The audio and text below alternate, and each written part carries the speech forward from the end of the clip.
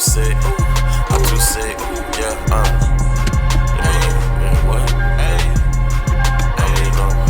I be like, watch your mouth. They ain't know how far I take it. They ain't know it's my house. Everything I do is to offend. We wanna all win, got a top 10. But I top your 10. But I top your bins. But I top your M's. But I chop your limbs. Going crazy, put it on my Yo, what's good? What's happening? We back. Brand new episode of Black Otakus Culture, man. It's your boy JF. Got the boy Cam right here. GD's in the house. Don't let the GD's in the door. And then we got Trail Sav on here. Yeah, so, I am not a GD. So you are GD. You Goku gang. No, fuck that. Look, man, by blood he's something else. So no, not even that. Ain't by blood. Ain't shit. We not part of no gang. We part of family. We family. Yeah. We family. I don't need the unwanted pressure. Get a text that you GD now, huh? I'm like, if I'm you GD, and I'm, But yeah, man. So we DC will be joining us a little bit later. He doing things, but let's go ahead and get started. And I'm just going to outright just tell you niggas now we scrapping, reading, watching, playing. We're going to turn into, and I just thought this off the top of my head, what's cracking, as in what we doing new and stuff like that. So there we go. So with that being said, we're just gonna focus on what all the new things we've been up to this past week, so that way we don't sound monotone and walk the bam. So shout out to that. So let's go ahead. and also a quick plugger, if you want to find out about reading things, tune into Black Otaku Reviews. Yep. So if you enjoy our One Piece, My Hero, and Black Clover or commentary, check it out for that. But you still gonna get our watching, you still gonna get our playing, of course, in this segment here, but just not as much. But let's go ahead. I'm gonna go ahead and knock playing out first. That's the least part because we're still fresh into a new anime season. So hey, but for me, Ratchet and Clank, I has finally started playing Ratchet and Clank. I actually bought it like 2 weeks ago, but I haven't really started playing till this week because work fucking sucks. But times are changing, and I know it will. So, love it. I'm pretty much at end game, like towards the end of the game, because Emperor, at this point, if you have not been paying attention to Cam's Black Otaku plays a Ratchet and Clank, you kind of already been spoiled. Or either way, you've seen this ending of this game. But I'm at the point where Emperor Nefarious is just out here running rampant on niggas and shit. So I'm close to the end at this point, right, Cam? No, you low-key might be farther than me at this point. I have not been playing that game in a while. I took a break. Damn. What part have you been to the pirate base for Ratchet? Yeah, I just finished that one. Now I'm about to do I'm at Sargassa with Rivet. Yeah, you about to beat it. Yeah, you farther than me then. You got like one more map. That's the last map. So you're gonna go to a point where they tell you, this is the end. If you want to do these things, do it. They're gonna make you do that Xerxes shit again. At the last level of the Xerxes shit. And if you want to complete the game at that point and not, do some of the collectible shit to knock it out. Yeah. Oh, okay. So yeah, I literally left off at the part after Nefarious pulled up on you in the Coliseum. That's when I stopped playing. Oh, you literally at the end of the game then, Cam. But I had to take a break. So hey, I understand. I'm totally enjoying it. I've been a Ratchet and Clank fan since the third one on the second one on the PS2, and I've been loving the series. It's like everybody been saying, it's so easy to pick up and play. Beautiful game to look at. Literally feels like I'm part of a Pixar movie. Plays so smoothly, but I'm well into like a couple of updates, so I don't know how it was I know how it was at first for you guys, but plays super smoothly. Just legit enjoying myself, G. Like running through the maps. Like it's a Ratchet and Clank game, but I enjoy it. Literally enjoying it. I have no problems of just sitting there being like, I enjoy exploring these maps. I enjoy just using various weapons and maxing them out and shit like that. Like once I get a weapon, I want to max out ASAP if it's a weapon I like primarily, and just chaos and explosions and shit. I love it. I love Ratchet and Clank. It is what it is with it. It's a great game. If it ain't broke, don't fix it. Just add and just make it better. So shout out to Insomniac for another great game. And when I finish it, I'll let you guys know my thoughts on even more. But I love the game. It's definitely my early game of the year candidate right now. So that's that. And Disgaea 6 came out and Cam has been playing that, so I'll let him do his thug this on that. Yes. I don't know if I'm in game yet. I'm on Act 2, which is actually kind of a first for a Disgaea series. But for those who don't know, if you have a Switch and you've played Fire Emblem Three Houses, you've played an SRPG, think of Disgaea 6 as a goofy but more complex version of what you can do in Fire Emblem Three Houses. So Disgaea has been a series that first debuted on the PS2. Uh, it has 6 mainstream games so far, a bunch of ports and remasters and stuff like that. If you have a PC, you have Game Pass, you have Disgaea 4. So if you want to test and see what a Disgaea game is like, I recommend, playing Disgaea 4 on the PC just so you can get a staple of what's to come. But I will say that Disgaea 6 is like it's like the Final Fantasy 15 of the Disgaea series. It's really easy for newcomers to get into, and I like what they did with that. Usually it's 2D sprites, but they use 3D, and at first it's a little bit jarring, but I got used to it after kind of like the first 3 chapters. I started to notice that the animations are kind of cool and stuff. One big problem, however, and I don't know if it's optimization or the Switch being a piece of shit hardware, but there is a little bit of a performance issue if you're on handheld only. I played it on the TV with the Switch dock, and it performs fine for me. It has 3 modes. It's like graphics, performance, and balance. I'm playing on graphics, and I haven't had that big of an issue as far as frame rate drops or anything like that. I know a lot of people have been complaining about that. I've seen a couple of articles, but on my end, it hasn't been a huge detriment to my play style. So I've been enjoying that. And the biggest draw to this guy is numbers. They love to glorify the shit out of numbers. The maximum level in OG Disgaea games has been 9,999. Now in this game, the maximum level is 99,999. And to put it into perspective, I have yet to beat the game, and majority of my characters are already 9,999. They made it very easy in this game, particularly to level up your party members, because if you played any RPG or SRPG, you usually gain experience while you're in the battle. In this game, it works very differently, where you get your experience after battle. You get an end result screen saying, like, this is how much experience you got, and they distribute it amongst everybody who you've deployed in the map. Now, I love this feature because it gets rid of the annoying. If you've played an SRPG, if you played any RPG, it gets rid of the monotony of always trying to focus on one single unit. This time, it makes it a lot easier for you to focus on multiple party members at the same time, so you're not wasting a lot of time and resources saying, like, okay, I got to do this for this specific unit. It makes it a lot easier to streamline that leveling process. They've also inflated the numbers a bit. So at level 1, your attack stat is like 10,000 and everything like that. That's because the director of the game himself literally stated that he wanted the numbers to be big, because that's the main appeal of Disgaea, is getting to a point where your stat numbers and everything is so ridiculous throughout all the grinding. You have all of the standard Disgaea stuff, which is like the item world, which for those who don't know, item world is, say for instance, I have a sword, right?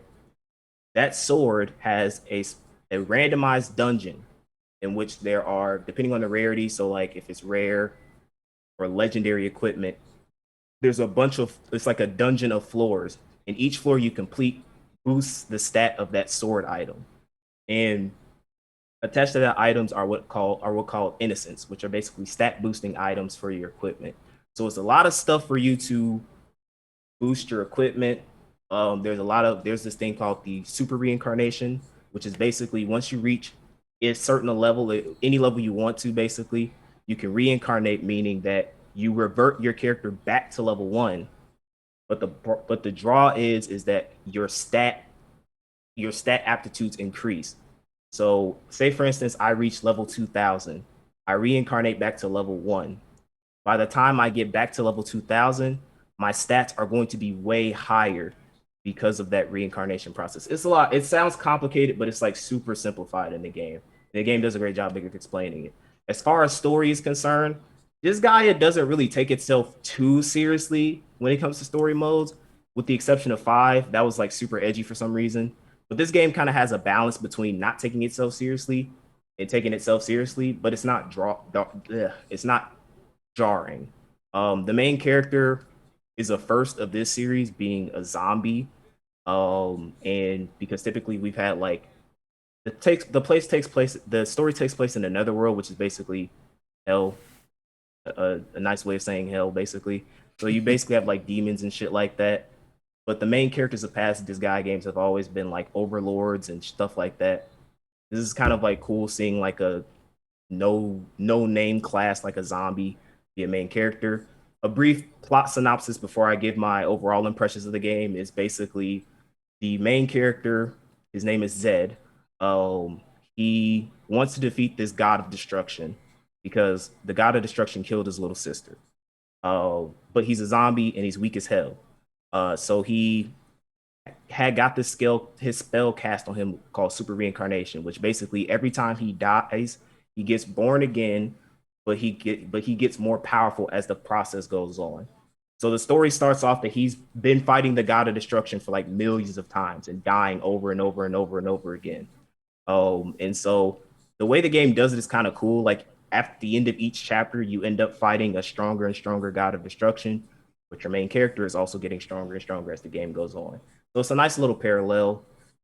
And my overall thoughts, impressions on the game is I love this game. It's a very niche game. I will say though, if you are a fan of strategy RPGs, if you've played Fire Emblem and you've loved Fire Emblem, you're going to love this Gaia.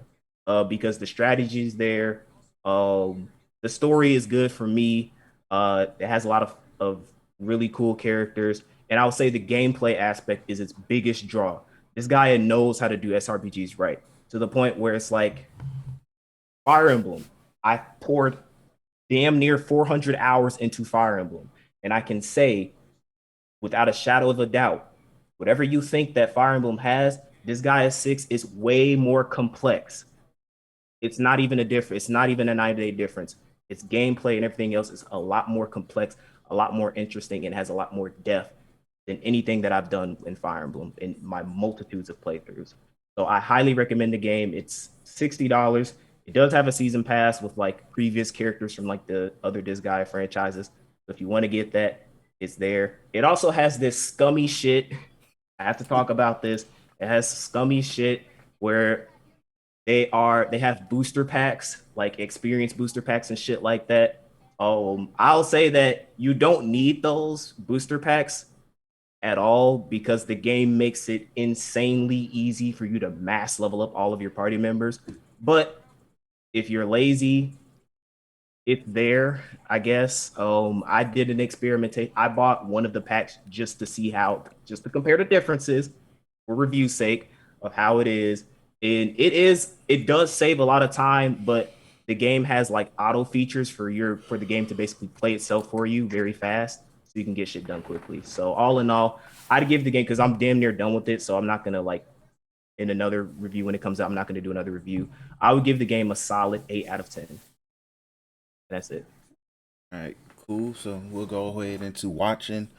Yeah, sucks DC not here. So I was giving a little time for I talk about One Piece, but the biggest thing, Tokyo Revengers is continuing. This week's episode, of course, featured our boy Takamichi G. Dumbass Michi. Bakamichi. Bakamichi. Here we go. So as last week's episode ended, it showed he was hanging out with Mikey and Drock in it. No, he went back pretty much they showed is the funeral. Him and Shorty's brother, it was like, oh, Nato was like, all right, we know what's going on. He talked to Draken, older Draken in prison. Draken said, I killed the nigga, but I wish I killed that nigga Kisaki or whatever the fuck his name is. Yeah, that's his name. And he was like, I should have killed that nigga. Because since he joined, things go immediately left, which has been a consistent in terms of like each of this timeline changes no matter what. So Takamichi goes back. He's at a he's at a spa with them niggas, and they just cracking jokes and being kids pretty much. Which then leads to the end of the episode. Mikey and Draken invite him to the gang meeting for a new member. So this episode reveals that Kisaki is now the commander of the third seat, whatever. Yeah, the third captain. The third captain. The third division captain. There we go. The third division captain. There you go. Yeah, he's the third division captain. Takamichi looks at him. He'd be like, "Well, this is the guy that he saw earlier in back in episode 4 or 5." That's why, and it's like, why are you sipping on amber juice, bro? Because it's like, I don't understand how he could be so. It's like he had that big ass speech about in the previous episode when he was at the funeral about like, I'm gonna become the head of Toman. I'm gonna do all this other stuff, and then this episode comes out, and I'm just like,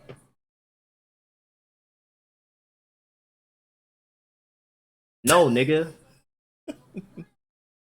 Like, so he looks at him, and then it's funny because like, my theory is that Kisaki also kind of has time traveler vibes. That's my early theory. I think it's a situation. I agree with that theory. Well, I kind of see what you're coming from. I think he's aware, like Naoto.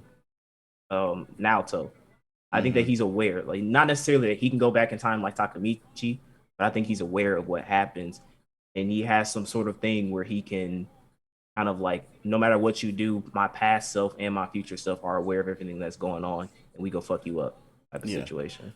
Because even when I'm reading the manga as well, I'm pretty far in the manga, but not no spoiling type shit, but it's like it seems like he's aware, pretty much. But yeah, so Kisaki looks at the nigga and smiles at him, get like a very evil ass smile. Then he goes up there, takes he turns his back. Back and sits down behind Mikey. And they like, nigga, what you doing? Yo, the whole gang was like, yo, man, that's Mikey. Just the fuck you on, man. Like niggas is outright pissed. So everybody walked the band. Mikey, Draken pretty much settle everybody down. Draken says, look, man, pull up. He did pull up if you got a problem with it. Nobody pulled up yet. So situations, Takamichi's in his head. He looks at Kisaki and was like, yo, that nigga killed Shorty. That's it. Fuck it. Charges at him. He threw a punch. And it just shows he throws a punch. Niggas wanted him to throw a punch for the longest. So he threw the punch. So proceeding, niggas is like, yo, what the hell you doing? What the hell? Draken like, nigga, you not even in the game. You can't hang. You ain't gang. You ain't gang, nigga. You not even in the game, nigga. So at this point, they about to stomp this nigga out. And they mug going back and forth. Baji pops up.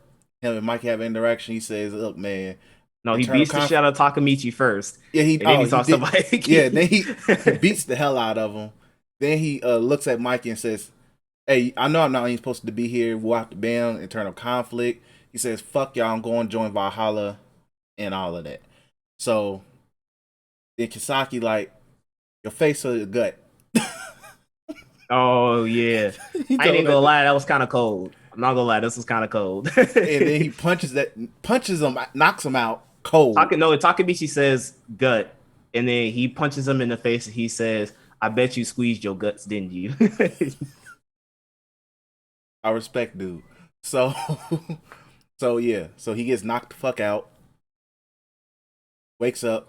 Mikey's right there. Mikey tells him, "Hey, this is what I want you to do, because I know for you have something against Kisaki clearly, but if you do this, I would oblige and remove him from the gang."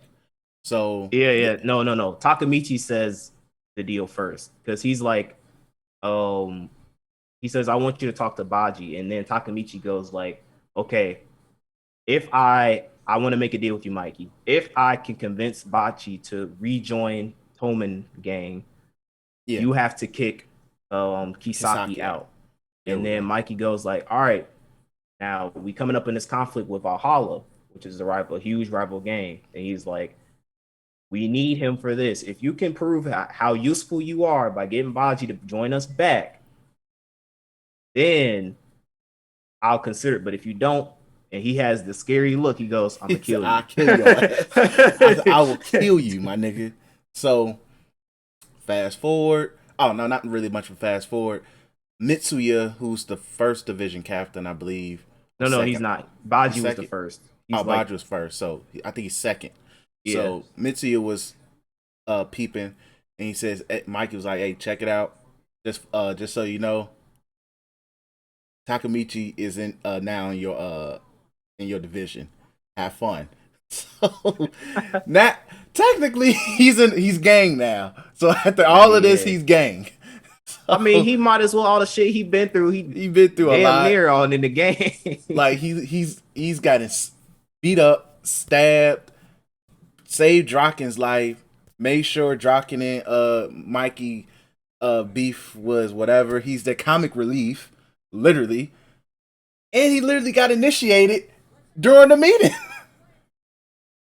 So hey, so he's part of the gang now, and then from there, I think the episode nothing really major happened. They just No. Takemichi finds a picture of the oh yeah, founding that members of picture. Toman, There we go. and he's saying that like, "Oh, Mikey told me that there's only 5 starting members, but there's 6 people in this picture." And he Yeah, notices that there's this and I guy. forgot that guy's name in the I manga. forgot his name too, but he has a tattoo on his neck. Yeah, on his And then the neck. episodes ends with Baji meeting some dude in the alleyway, That's dude. and he has the tattoo that's on his dude. neck. So yeah. So those are gonna. I'm pretty sure those are gonna be 2 major figures. Yeah, of this. those are the 2 next major. Like it's pretty much based around those Baji, the other dude, Takamichi, and he meets. That's another important character that gets involved as well. Who Takamichi meets, dude, who's in Mitsuya's division. So who probably And this is revealed called in the next the episode. Bloody Halloween arc, I believe. Yes, it's really bloody. But so yeah, this is gonna be a really good arc. Takamichi was probably gonna get his ass with the next episode, I believe. If what happens is supposed to happen, or is another setup episode. But good episode. Either I really enjoyed the episode. Takamichi is gonna be Takamichi at this point. It is what it is.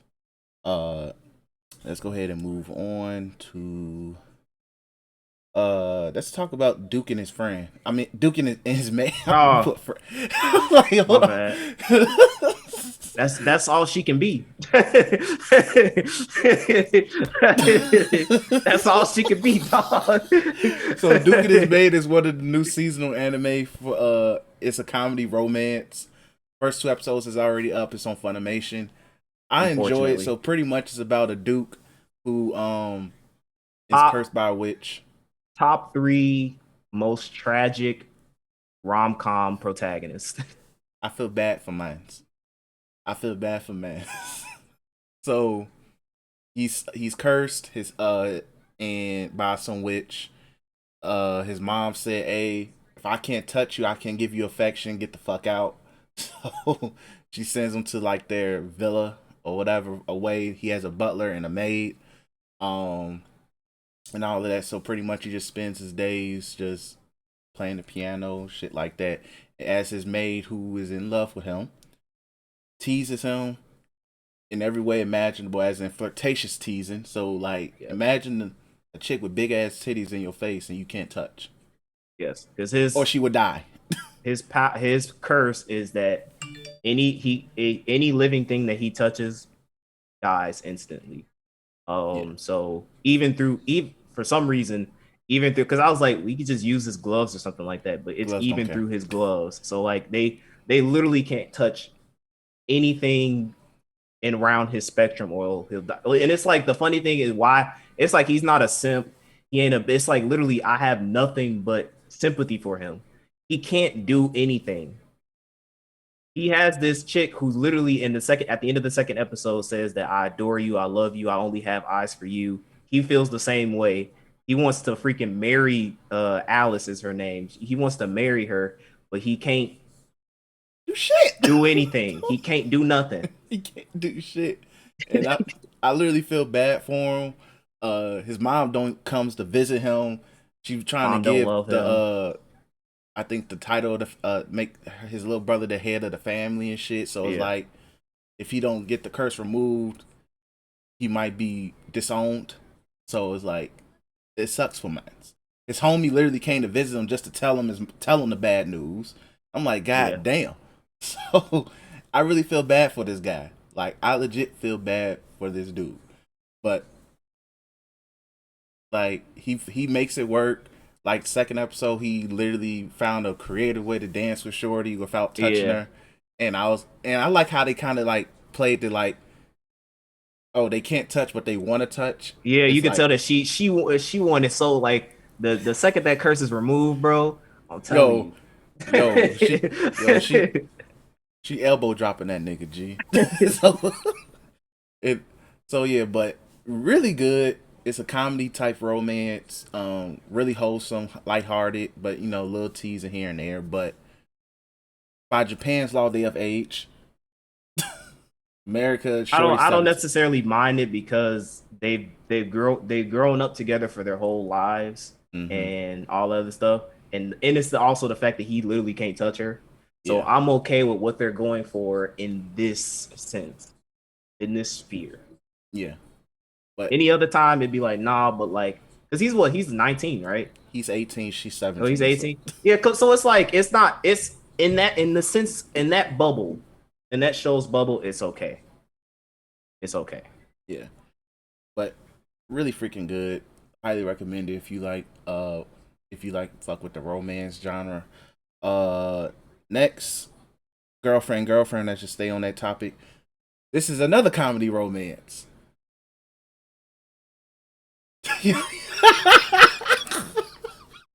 Okay, let me say one thing before we talk about this show.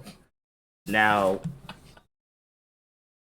for all my niggas who watch Gigook, if you've ever heard Gigook talk about like domestic girlfriend or like what was that one show, Aramanga Sensei and stuff like that, and you know how he equates it to like like watching a garbage, like watching trash burn or something it's like it's trashy anime, but you want to see it. Now, I'll start with this. My opinion of the show. Now, do I think that this show is good? No. I think this show is utter garbage.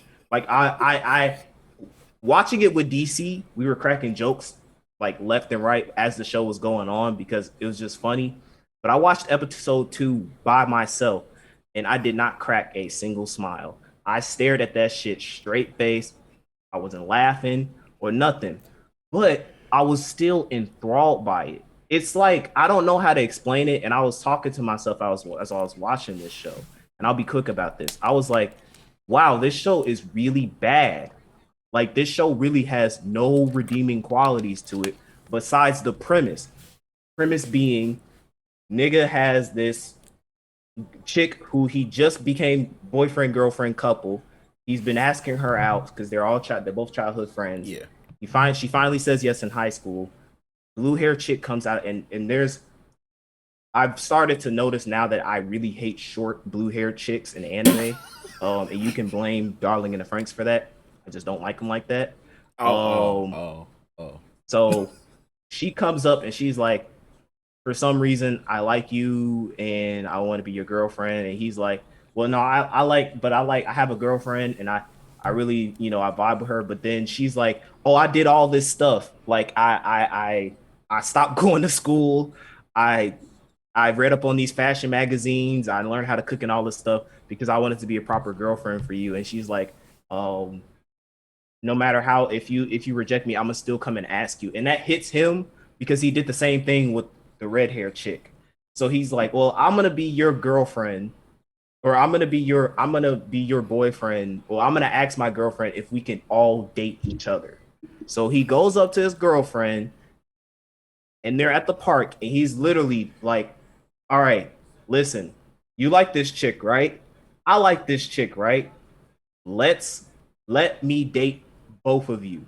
And he goes on this huge BS speech about like wanted to date both of them and blah blah blah blah blah. And he's like, I just want y'all to say at the end of the day that you're glad that you dated me.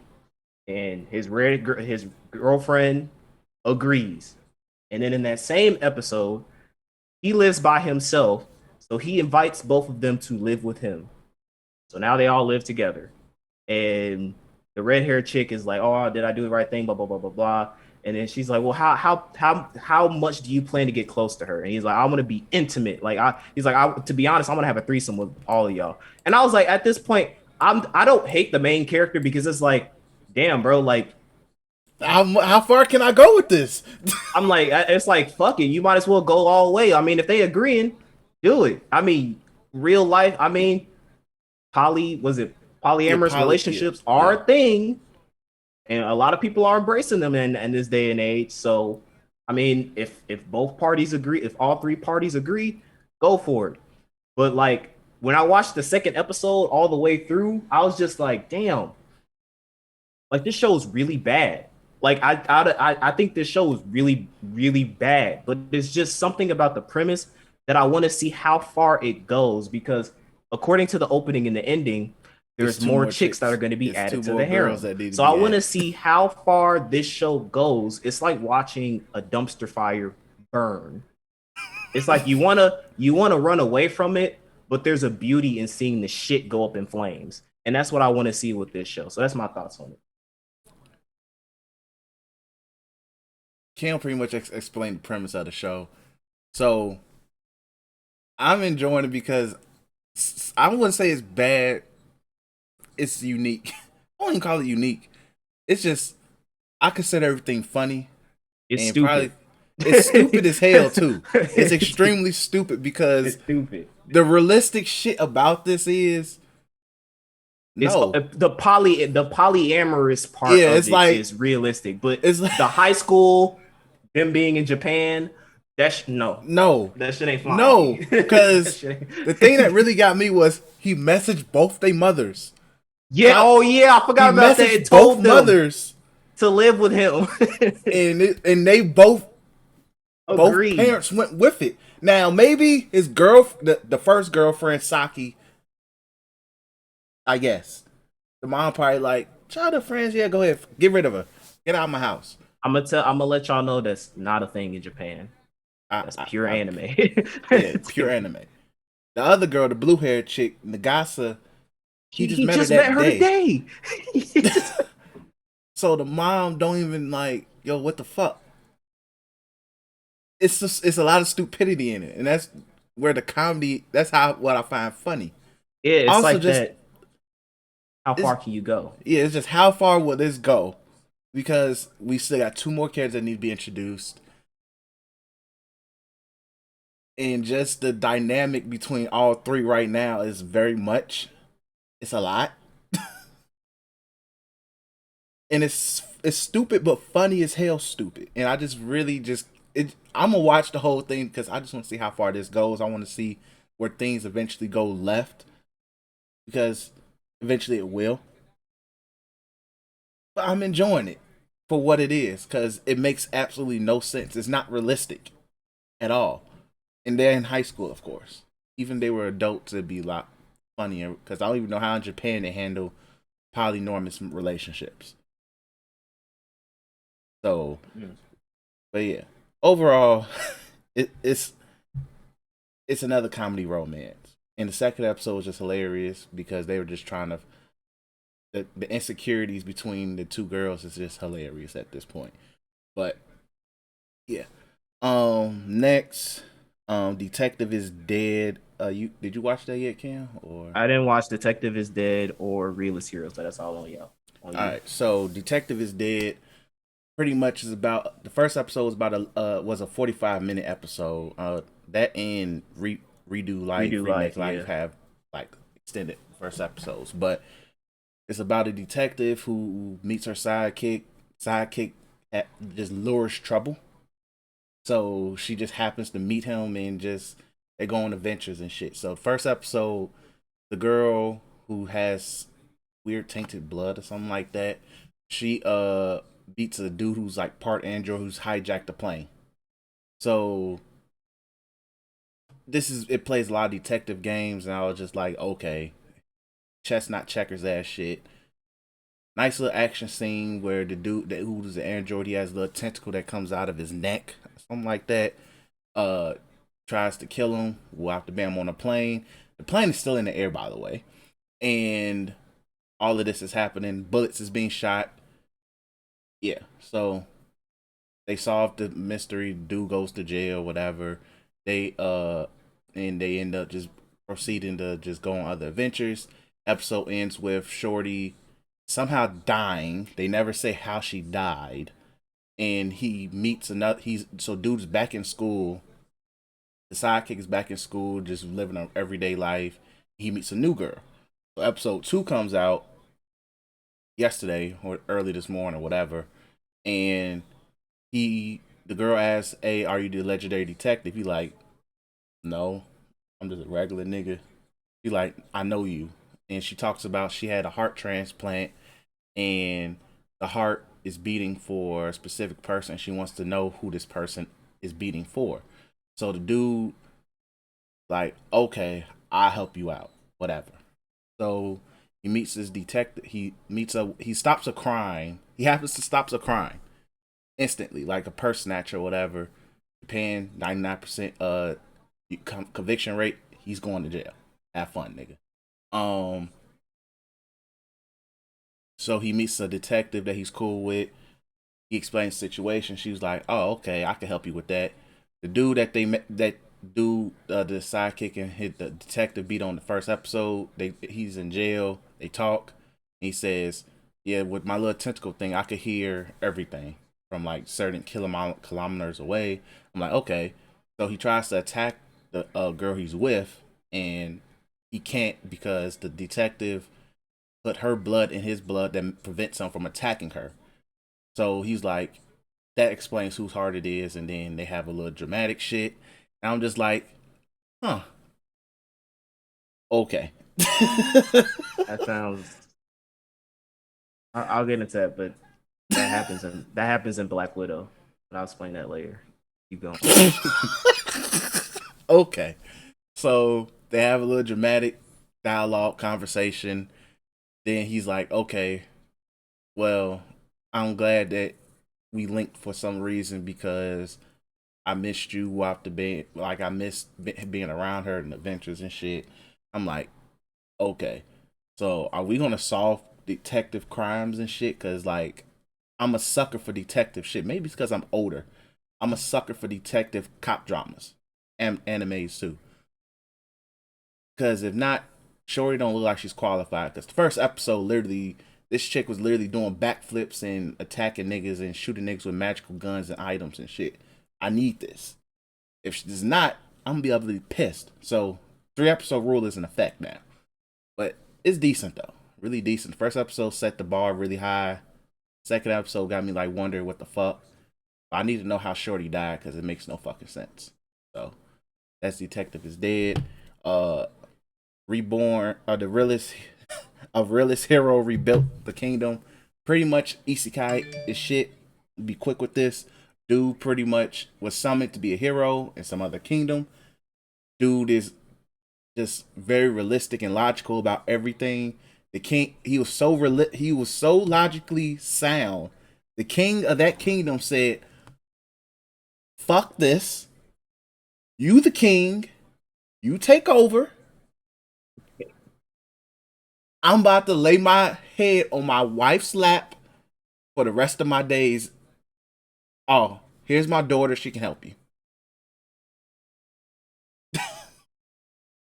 And that's literally the premise of the show. This is also on 3 episode rules right now because second episode was okay because he found out he has magical powers, but pretty much all he learned was that he can put his spirit in inanimate objects and You mean they can do things.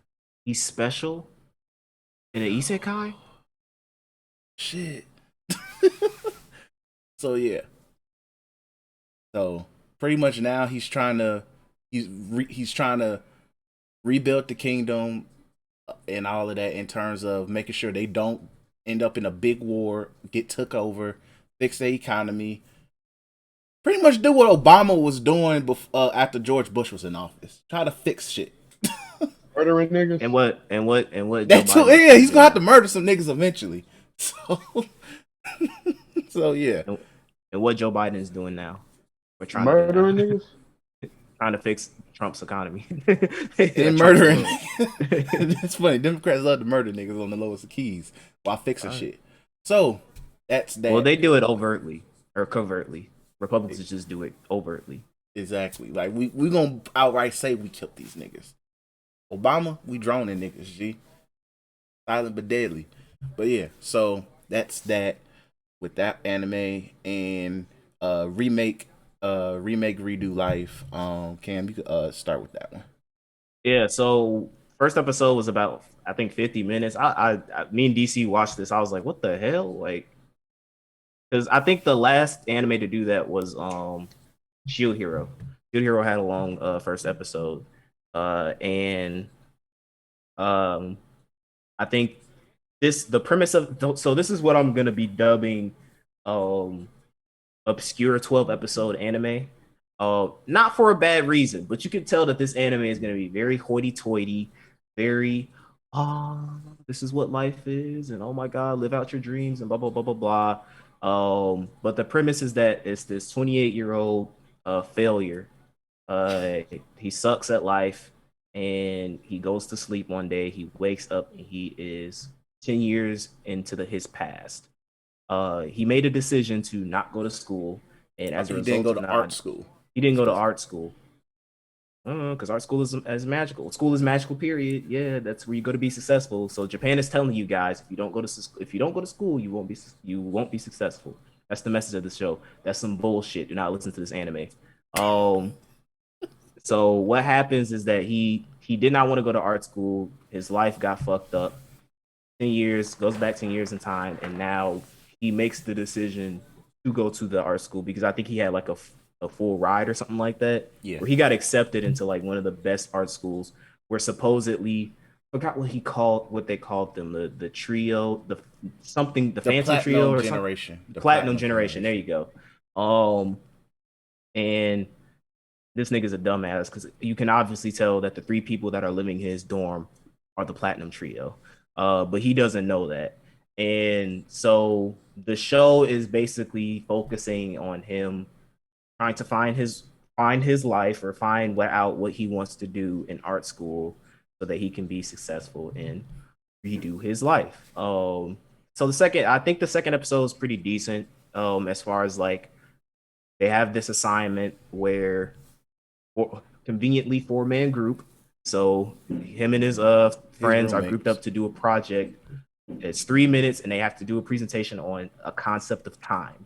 And so the main character does like, I'm going to do it on like a train station because he has talks with several people in his dorm and they're like, oh, I remember being at a train station and blah, blah, blah, blah, blah happened.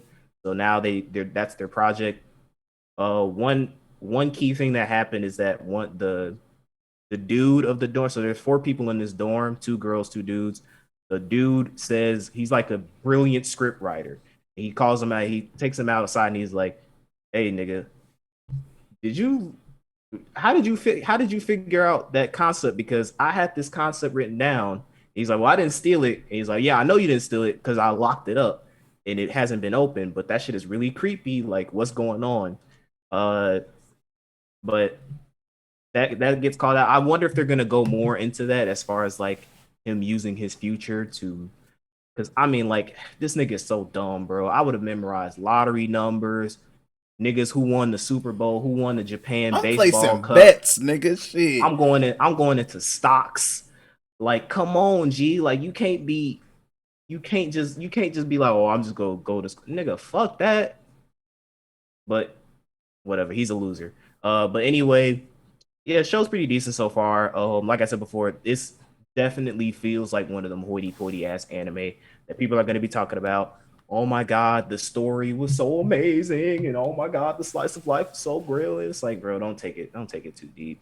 Especially the first episode. Did you feel like that fucking scene of him carrying the shorty through the fucking cherry blossom trees? Niggas go talk about how brilliant the animation and the talking and shit like that. And I'm just like, bro, who gives a shit? Yeah.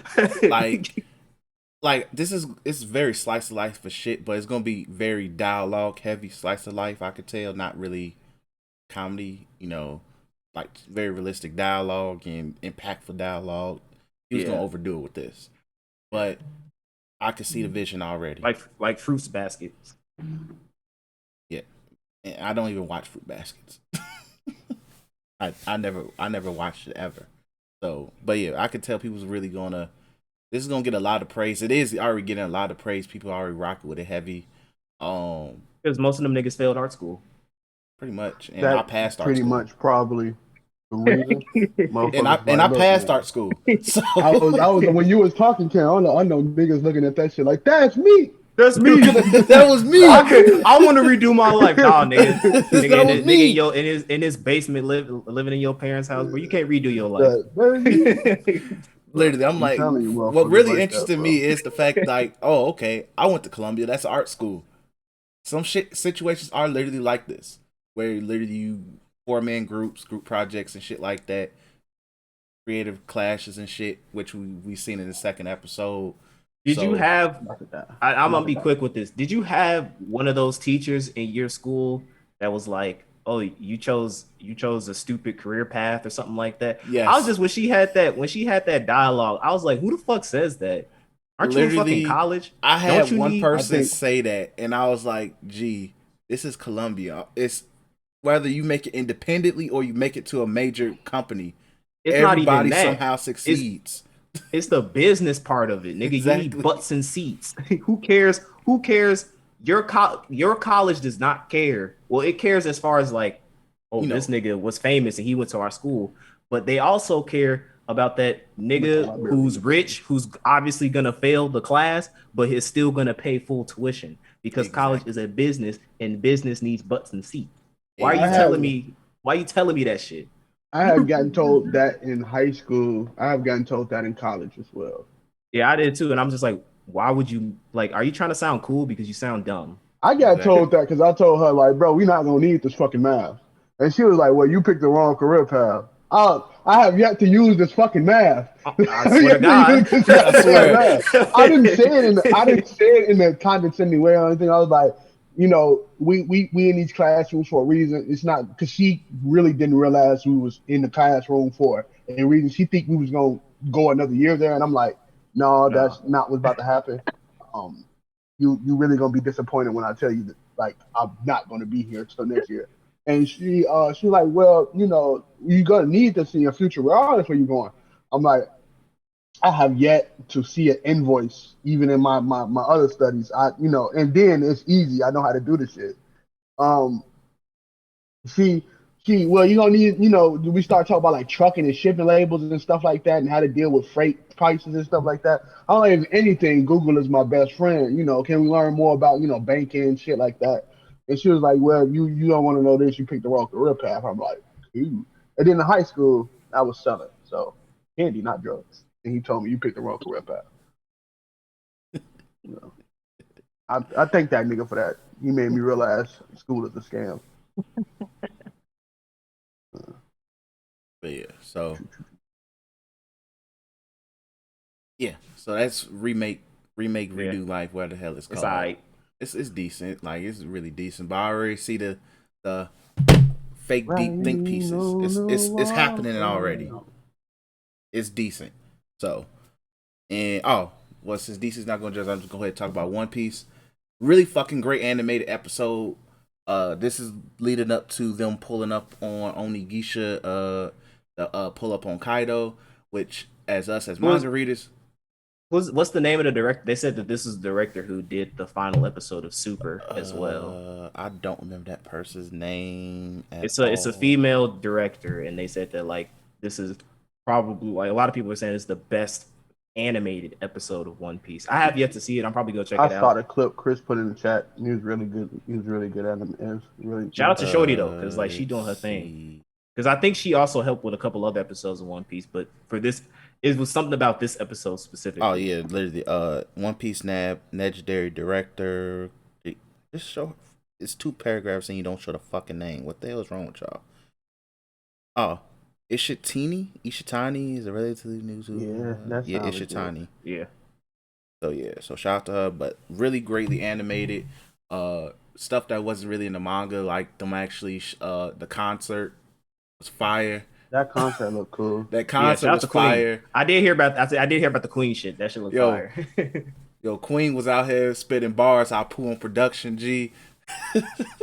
I'm like, damn, Apu putting in money for this show, bro. Only Apu the GOAT, G, GOAT MC, G. Hey, we got to talk anime. Oh MC, man, I can't G. wait I need to see how Toei about to downplay when that nigga pulls up on Zoro, G. They're going to downplay that shit. I already know. DC, I'm speaking for you. I know they're going to downplay that shit. I know it. But if they have the heart to let Apu dominate them niggas like he should. Wapu, boy. Let Wapu go crazy. Let Wapu show off, G. He took down y'all GOAT, G. He took down y'all GOAT and it's coming. It's a collision course, my nigga. So yeah, but every scene looked really dope when Luffy pulled up on them fodder niggas. Really great animation. Even the animation when they were about to join for the Jinbei joining, they were like, nah, we're gonna wait till after we beat Kaido. Aha. And and they were like, all right, we'll wait. And just like the animation in that was just really fucking dope. So like it was a really greatly animated episode. When I was talking to DC about it, he put in his top 10 favorite episodes in One Piece. So I'm like, that's cool. Yeah, it's I'm not even saying this because like One Piece niggas like to overblow stuff, but the shorty who like directs, especially like if we look at the finale of Dragon Ball Super, I mean, come on now. Like I trust her work, and so I trust people's words that they saying this is one of the best animated episodes of One Piece. Yeah, it was well animated because like the way animation can make you feel about a show. That's how you can tell you got a good animator. Like it's not just what's going on the plot wise. Niggas read the mangas. Most One Piece fans read the manga before they touch the anime, right? You know, they just watch the anime for key moments. And if you can take you could make a recycled moment and make it feel better than the original moment, you got something. You got a jewel. That's not a lot of shit people can do. A lot of things, you know, cough my hero. I know cough my hero can make things seem a little bit shallow and shit like that. So in order for you to, you know, to create something special out of something that everybody know the end to, nigga, this is a concert and the show in the middle of a fucking arc of niggas getting bodied. Manga did not do shit with that concert. So it made Queen feel fucking special, dog. I'm looking at that, I'm like, this nigga Queen, he's shaped like a fucking fat bitch, but you know, he got it. He got it. So like I'm like, you know, it's decent, bro. I'm like, I appreciate that episode. Probably won't watch the next one, but I appreciate that episode. That's like, everyone. This was one of those my random tune-ins to One Piece, and I was like, let me just see what's going on. I'm like, oh, I remember this. Let me see what they're gonna do with this. I was heavily impressed. So shout out to the director, shout out to One Piece doing y'all thing. Y'all, well, I think Yamato, you might catch me not next week, but the week after when Yamato pops up. Oh yeah, her reveal. Yep. So this is a good time to actually be kind of weekly if you want to just pay it. If you a manga reader and you just hyped about a lot of moments, this is the ideal time. Fast as fuck. They are. I hope there's not a filler coming up. Didn't they just do like seasons or some shit like that? Didn't they do that last time? Like at the whole K, they just made it like, you know, they stopped. It did No. continue to some shit like that. Oh No, fuck. they went straight into Wano after Oh Hokage. Yeah, fuck. like One Hey, Piece rarely do right. like filler arcs like Naruto. Like they very rarely like go through a filler. They may give you one or two, but other than that, like What they'll do instead of filler is they'll draw the fuck out of the episode. So you're Mm. probably gonna have some episodes in which they literally draw out moments that don't need to be drawn out, but it's for the sake of they don't want to play exactly catch up like too the Odin fast. shit. Like the Odin flashback was literally 12 episodes. I was like, damn, Damn. exactly. Like as in that's God damn, I didn't know that shit. so like almost every chapter was probably like an episode and a half, damn near. Like Yeah, literally, so they stretched that shit. they're gonna stretch it. So we So ain't got yeah, nothing to worry about. They'll be gone. exactly. It's a lot of stuff they can just toy around with. But yeah, so that's it. Let's can you go ahead and talk about Black Widow? Yes, so Black Widow recently came out. I mean, pretty sure everybody knows if you into Marvel. Came out this Friday. It's on Disney Plus and it's in theaters. Disney Plus is $30, I think. And then theaters, Such a depending fucking on finesse. prices, if yeah, I would say I'd say it's a finesse, kinda, because going back on it and now it's like, damn, I don't mind paying them $30 because fucking downtown movie theaters, boy. You getting that? Uh, You paying that dollar, G? it's like I'm getting super finesse. Disney Plus is finessing me. The theaters is super finessing me. And the theater downtown, the one that we go to, fucking sucks. I gotta find a new spot. Which one But you go anyway, to? You go up north. Go up north. River East, It's River some good. East. It's River some good East? joints up Just north go to too. Icon. I I have to forgot check. which one it is up I'm north. nah, My mom I think always talk about it too. It's some I'm good gonna ones up go. north. I'm gonna go back to. I'm gonna just take the train and go back to my old spot in Lombard. Lombard. Yes, Yeah, that that's a good one. yeah. That's a really That's good one. that's my spot. But yeah, so the movie, I'll say this. Upon seeing the movie, and I mean we all said this, but upon seeing it now in its fluidity, whatever that word is, this movie should have came out before fucking Endgame, dog. Like they did this movie a huge disservice releasing it. Because there are so many scenes in this movie in which Black Widow is in life-threatening situations, but we know she survives. It's like, oh no, it's a lot of the oh no, is she gonna make it? I don't know, is she gonna make it? And it's like We we know. we We know. know. Like we know she makes it. So I'll try to be quick with this, but just to give a super brief overall summary of the whole movie. Starts off childhood. Um, I don't know, something about the dyed hair color on chicks that just I'm just like what, especially like the girl that they had playing her. I'm like it just didn't look right. But it was this little chick, this little Natasha and her little sister, mom and dad. They're in Iowa. You find out that they are Russian operatives. Natasha has already been a part of the Red Room program to become a Black Widow. But her little sister doesn't know anything yet.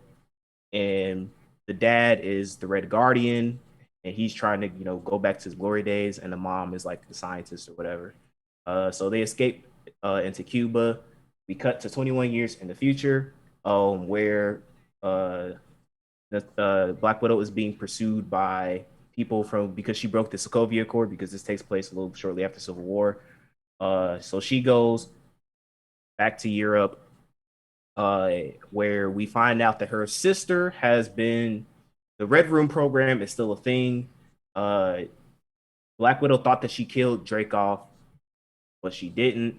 We also find out that she used his daughter as collateral. So basically, it's some fucked up shit. She sent her daughter to go up to where Dreykov was because that's where he's at his most vulnerable.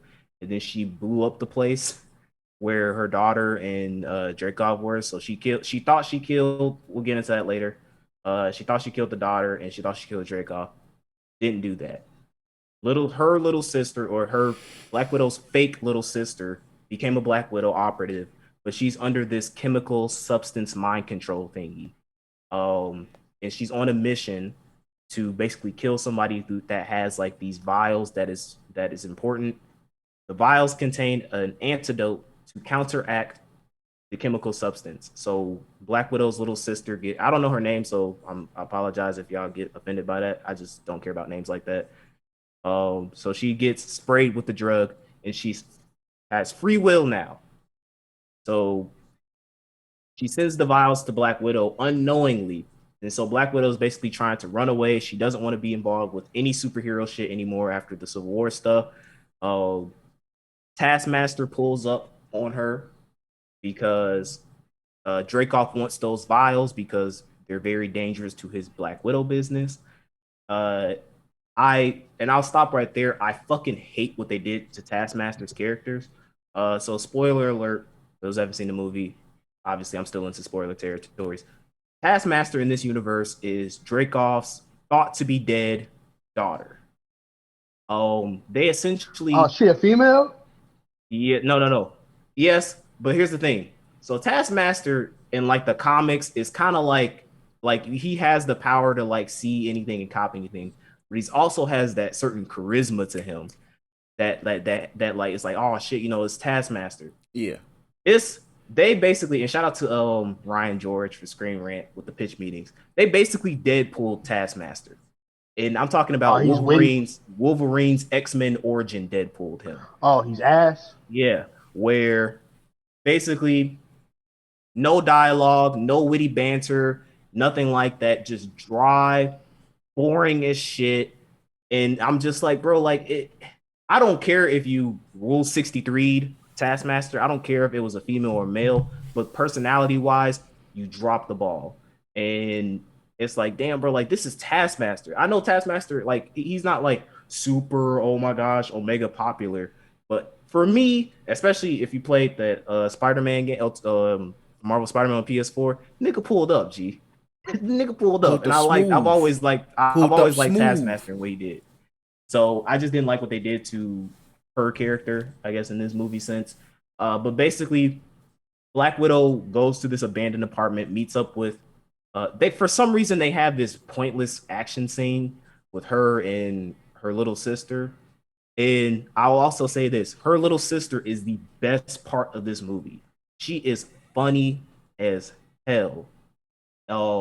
Every scene that she's in, she got a laugh from me and my mom. So shout out to, and also the chick who played little sister. They said she stole the movie, bro.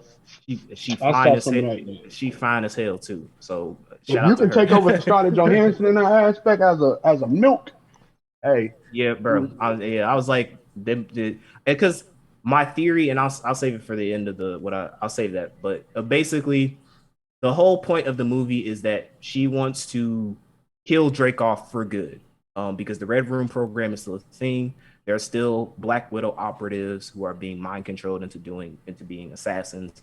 They rescue their pretend father, Red Guardian, from prison, and then they visit their pretend mom that has like a pig farm or something, some shit like that. So like the conflict of this movie pertaining to Black Widow is confronting her past, basically, because she doesn't like the lie that she lives. She doesn't like the fact that she was raised in a fake family. She doesn't fuck with Red Guardian. She didn't fuck with the scientist mom. And she didn't really think of her little sister as her little sister because they were playing pretend. But obviously, by the end of the movie, as Vin Diesel states, it's all about family. So she accepts them. That's the thing that you get with Black Widow's character. But all in all, the climax of the film takes place where they discover that the Red Room is not a room that's on the ground, but it's a giant floating fortress in the sky. They infiltrate it with kind of a smart plan where basically Black Widow plays the mom because she still has connections to the Red Room. She puts on this fake mask face, confronts Dreykov in the room, but Dreykov immediately knows that it's Black Widow. So it's like, what the fuck was the point of that stupid ass plan? And going back to what you said, Chris, about the whole blood stuff. So Dreykov has this pheromone that if a Black Widow operative smells it, they cannot physically touch him. So Black Widow tries to She tries to like shoot him. She can't pull the trigger. She tries to stab him.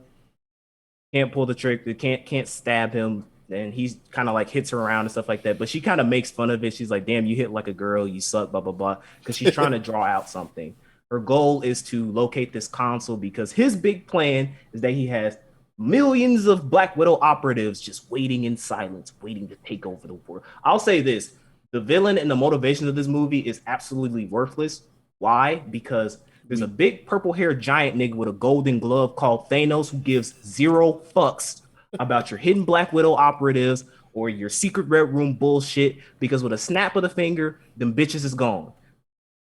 So like the whole conflict, it's like one of those things where it's like you really should have released this movie before Endgame because the stakes would have been way higher. There are no stakes in this movie because it's like it's just action scenes and vibes. yeah, it's like nigga, Thanos is a thing. Who gives a shit? So, Black Widow basically she this is so stupid.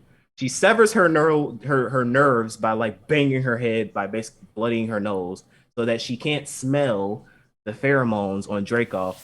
Beats the shit out of him. The other Black Widow operatives come in. They're still mind controlled. And they start beating the shit out of the Black Widow. Little sister comes in, throws a bomb to freeze all of them out. And then the mom blows up one of the rudders of the Red Room so that the whole fortress comes crashing down. In hindsight, you have a very dumb feature of your giant floating fortress in the sky if all it takes is to blow off one of your wings for you to go kaput. So basically that happens. She has this big finale fight with, well, not really. It wasn't really a fight. It was kind of cool though, like the whole sequence of them being in the air. There's one final confrontation with Taskmaster. She frees Taskmaster. And then the movie ends with all of the Black Widow operatives and her mom, Red Guardian, and little sister Black Widow going off someplace to free the other operatives. Black Widow turns herself in to the government. Then for some reason it cuts to 2 weeks later and she has her outfit that she had on, you know, that stupid old blonde wig and blonde eye looked really bad on her in Infinity War. Yeah. She has that and she gets a jet, presumably to go free everybody else from the jail because of the Sokovia Accord bullshit. And then the after credit scene is basically a little Black Widow Jr., what I'm gonna call her. She's at the grave of Natasha Romanoff, and the chick from Winter Soldier and Captain America, the chick from Friends, whatever her name is, Valentina. She pops up. She's working for her, and basically she goes like, "Okay, I got your next target for you. You want to find out who killed Black Widow? Well, here's the person who killed Black Widow," and it shows Hawkeye? Yeah, it shows Hawkeye. And Hawkeye's supposed to get a series. It's not going to be about that, though. The series is supposed to be about his adventures when he was Ronin. They've already said that. That defeats the whole purpose thing, man. So it might be one of the It might be one of the conflicts. Because, yeah, that's one of my major theory is that what this movie did a good job to me as far as Black Widow is concerned is setting up her little sister to be the next Black Widow. So if Scarlett Johansson's like, look, no more. I think she's legit done. I'm done. I don't want nothing to do with Marvel. I'm done. All this other stuff. If they want to use little Black Widow Jr. to be the next Black Widow, I'm okay with it because she was fucking hilarious. She kicked ass and she fine as hell. She 3-strike rule for me. She's good. But all in all, the movie was decent. Was it one of the best Marvel movies? It's not even in my top 10 to be honest. Mm-hmm. It just because terrible releasing, like there's no threat, there's no stakes, there's none of that. All this movie has was some good dialogue here and there. Little Black Widow Jr. is fucking hilarious, and the action scenes were dope. So all in all, I give this movie a 6 out of 10. It's above average, and it was okay. It's not terrible, but it's not good. I would say I would say that it's not a desperate watch. You do not need to watch this movie right now. This movie becomes eventually free on Disney Plus in October. So just wait till October to see it. It ain't worth the 30 ball? Hell no, it's not worth the 30 ball. This movie's not worth it. Because there's nothing in this movie that adds anything to anything. There's nothing about this movie that adds anything to Black Widow's character because she fucking dies. There's nothing that it adds to the overall world as far as like establishing future series, except with maybe Hawkeye, and who gives a shit about Hawkeye. So yeah, nothing. This movie has nothing going for it, but it's a good turn your brain. It's a good popcorn summer movie action flick. There you go. So that's it. All right. Let's go ahead and talk about Loki. Real quick, we gotta talk about episode 4 and 5. So 4 and 5? No, we don't. I think it's just 5. All right, episode 5 then. So yeah. We did. I mean, we don't really, because who cares? 4 was just the end scene, right? 4 is the end scene. Yeah. And it was the fact that the timekeepers are androids or some shit like that. That's pretty much it. So we can like, can I, go ahead, summarize, and I'll give my opinion on Loki so far. So, do you want to talk about it, Chris, or I could breeze through it real quick. So yeah, episode 4, just niggas get zapped away pretty much. Morbius got zapped away. Loki ended up getting zapped away. Timekeepers with robots, and Sylvie and Ravonna had beef. Episode ended. And then episode Loki gets zapped, and we thought that he's dead, but it ends with him going to this place where there's a bunch of other variant Lokis that show up. That's exactly classic Loki, Kid Loki, Black Loki, Alligator. Thank you for saying that shit as fast as possible. Because it's like in terms of just like story, I get it, but I think this episode did a lot of characters this fucking service.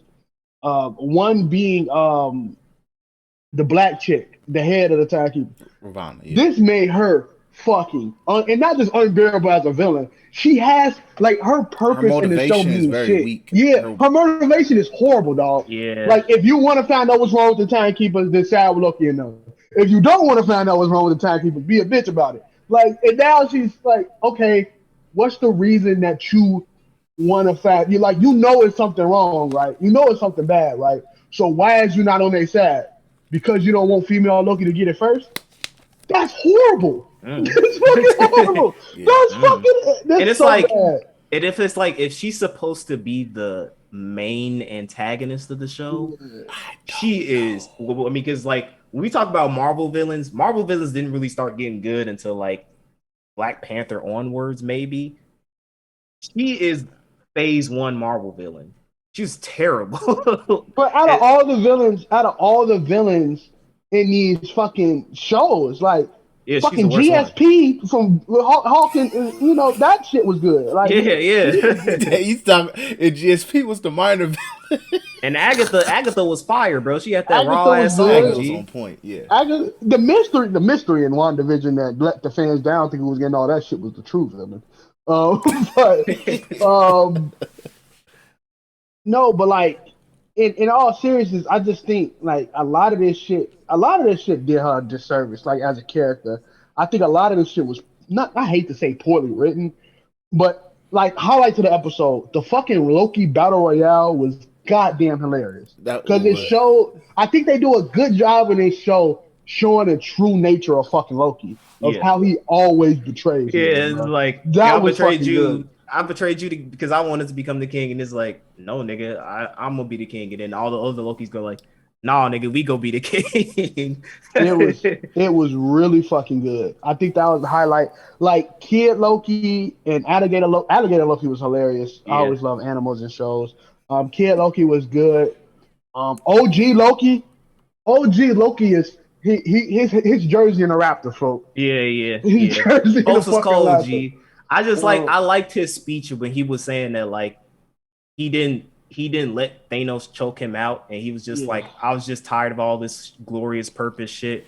I went to some remote planet and I was just like, fuck it. And they was like, what was your next event? What happened? He's like, I wanted company. I was like, damn. They said, look, you technically wasn't supposed to. You were supposed to die here, but since we let you slide, but since you got the audacity to want to talk to niggas, G. Like, you missed your brother. Stepping.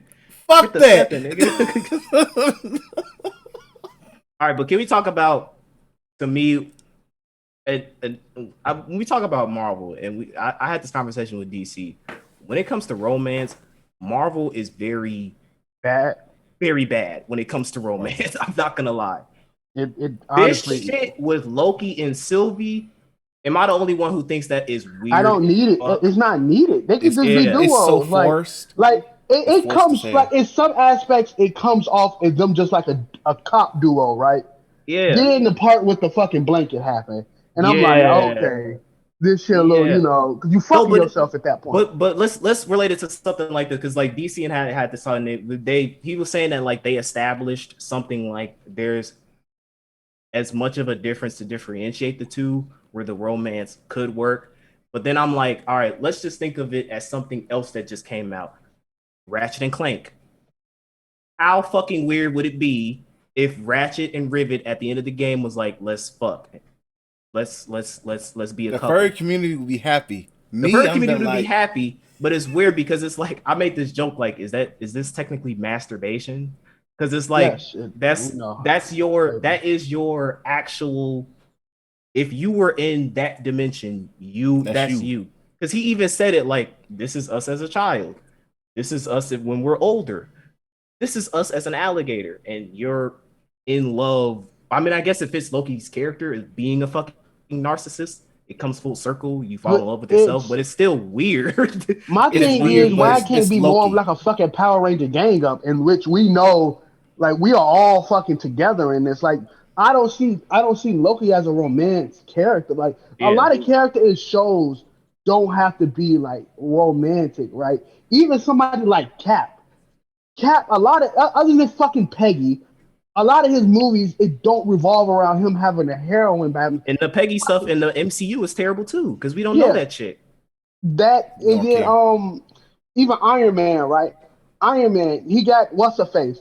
Half of the time he talking to Shorty is banter, but it's Yep. good, right? Yeah. It's really really fucking good. You can understand Thor and him have a love interest because he's Anglo-Saxon, motherfucking white blonde haired nigga. So motherfuckers got to have him a relationship and whatnot. But in this aspect, I think it takes away from the show a lot. Yeah. Not too bad, but I think it takes away from the Yeah, show but and they like the they plot. spent way too much time in this particular episode of them talking back and forth about shit And we that don't care about. and there's not a lot of God of mischief shit happening, right? We could tell his character, but him being mischievous and who he is. I know he's trying to change himself for the better, but the plight of the show should be him struggling with the fact of the he is a Loki. Like I can't help myself but to be this way. You know what I'm saying? Mm. But instead, it's turning him to more of a not. You can't even say an anti-hero because that's Cap. If you call Oh, Loki hero, an hero. anti-hero, he's He's a hero. no, Hero. he's a hero now at this point. Yeah. So and I understand you have to make a whole show around him. So I don't know if this plot necessarily does that character more justice than others, but I understand, man. Like I understand what they're trying to go with. I don't think it's coming off as good. Like episode 4 and 3 of Loki were very, very mid. Yeah. Other than the end of episode 4, I think like episode 4 and 3 dragged the fuck out. Like you can have wrap this could have been low key a fucking mini movie. Like 3 episode joint. Low Get this key. shit done real quick. It could have been a nice little mini movie. Motherfuckers not even care. Um, but like with this, a lot of shit get drawn through. I think episode 5, even though it was like a good action, had a lot of the shit was drawn out. Like Yep. a lot of it was drawn out. But who knows? You I got think one more more episode left? episode left. I Yeah, one Yeah. more think this is episode. this is probably when main Loki probably bites the dust, if that, or they leave it off on a cliffhanger, which probably will They are happen. gonna leave it on a cliffhanger because Like, we need that Disney Plus subscription money. yeah, Yeah, exactly. like it's just with this Marvel TV shows and shit right now. And you can tell more and more as they going. And there's nothing wrong with what I'm about to say and how they're doing it. But you can tell that's the purpose. It's Yeah. just that this shit got to get more polished. Like if you're gonna make ad TV shows, polish the shit out in terms of like make us one because fatigue is real. You are a really good property in terms of motherfuckers gonna come and watch you. but fatigue is real. The reason Black Widow ain't getting slob knob, it made a shit manager. It made a shit ton of money. Like Yeah, Black because Widow it's broke. Marvel. It's Like Marvel. they said it made 60 million off Disney Plus alone. So like Them theater prices definitely. the theater, I think it made 80 domestic, 70 worldwide, and it's the first weekend, bro. Like Yeah. that's yeah, you made your money back and then some. Like Scarlett Johansson looking at them checks like I might do it again. But no, seriously, like if you're gonna make ad TV shows, shit that you get, um hype for because like a lot of people might think this is more of a Thor. In all honesty, I think this is more of a Spider-Man thing, and I got this from TikTok, but it's right. But it's like some dude theory is that the variance is just giving you an explanation for Tom Holland to meet the Yeah, other Tom. Yeah, variant yeah. Spider-Man. Andrew Garfield and Toby. Yeah, That's I low was like, key. I was Hey, like, that works. I was like, that that really works. fucking works, bro. That Like, works. I was like, it works. So if that is a way for them to add the variant Spider-Man and this whole seven, Also, multiverse shit with Doctor Strange. yeah, Mm-hmm. I rocks with it, right? But it's just like, me watching the show, because like I don't like to say my time is valuable because most of that shit spent napping. But I do like watch shit while I'm at work, and I can multitask. Like I can turn my brain off and multitask and watch shit. Probably throw some subtitles on so I can read it as well to make sure I'm paying attention. But like if I'm watching Loki, taking my time out. I'm not supposed to be doing this while I'm at work, by the way. But taking my time out at work, doing all this type of shit. And it's like mid tier episodes for something that is as hype as Loki. And this is not like me, I hate Marvel type shit, right? This is a consistency in the community that these last three episodes of Loki, minus the end of episode 5 and 4, has been notoriously mid, bro. Like Yeah. more mid than I'll probably like. I was doing a lot of this in the middle of my episodes. Like, Yeah, no, they definitely got my phone up. I would say out of all the Disney Plus shit that I watched between Loki and Monsters Inc. had my attention through and through. That shit was 28 minutes. I was literally watching Monster Inc. like this. Like I'm about to get some conceived plot about how they gonna make this laugh the shit work, G. I'm here like, man, this shit is good. They got the original voice actors. I'm like, yeah, this is good shit right here. But Loki, mind you, I think it's a good show. I just think I probably wanted more from the show that I got. You know what I'm saying? I like the Thor side of Marvel, even though every movie is ass, except for one. But this Loki stuff, the romance that's not needed, the black chick being a whore. Owen terrible. Wilson and original Loki is the two best characters in that show. Yeah, it's like Owen I Wilson really, is amazing. and that's why those episodes were so good because the cop duo between them Yes, to me yes. way better than him and female Loki. Yeah, Leagues definitely way better. above. Definitely way better. I love Owen Wilson showed his chops that he needed to be in the Marvel universe sooner. We always got them good side characters in the Marvel movies and shit like that. Owen Wilson is one of them, dog. Like his chops in this shit was really good. The jet ski running on joke, fucking amazing. But even with this, right, I think this movie's gonna leave a lot of plot holes because I don't think we ever will find out what the fuck happened with Owen Wilson and how he got took and where he got took from.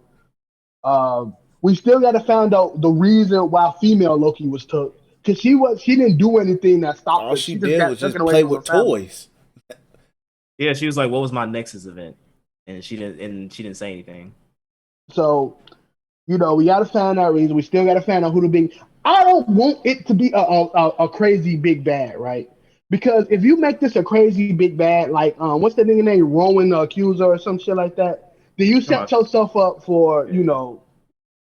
letting yourself down. I mean, letting niggas down again because we're not gonna get a movie about this nigga. And If then the he get timekeeper popped in one stuff too. episode, yeah, if we mock Rowan in one episode, it was no point of leading up to this shit. So I don't even want it to be a big bad. I want it to be mysterious. I have a fucking watcher come up and say, "Hey, don't open that door.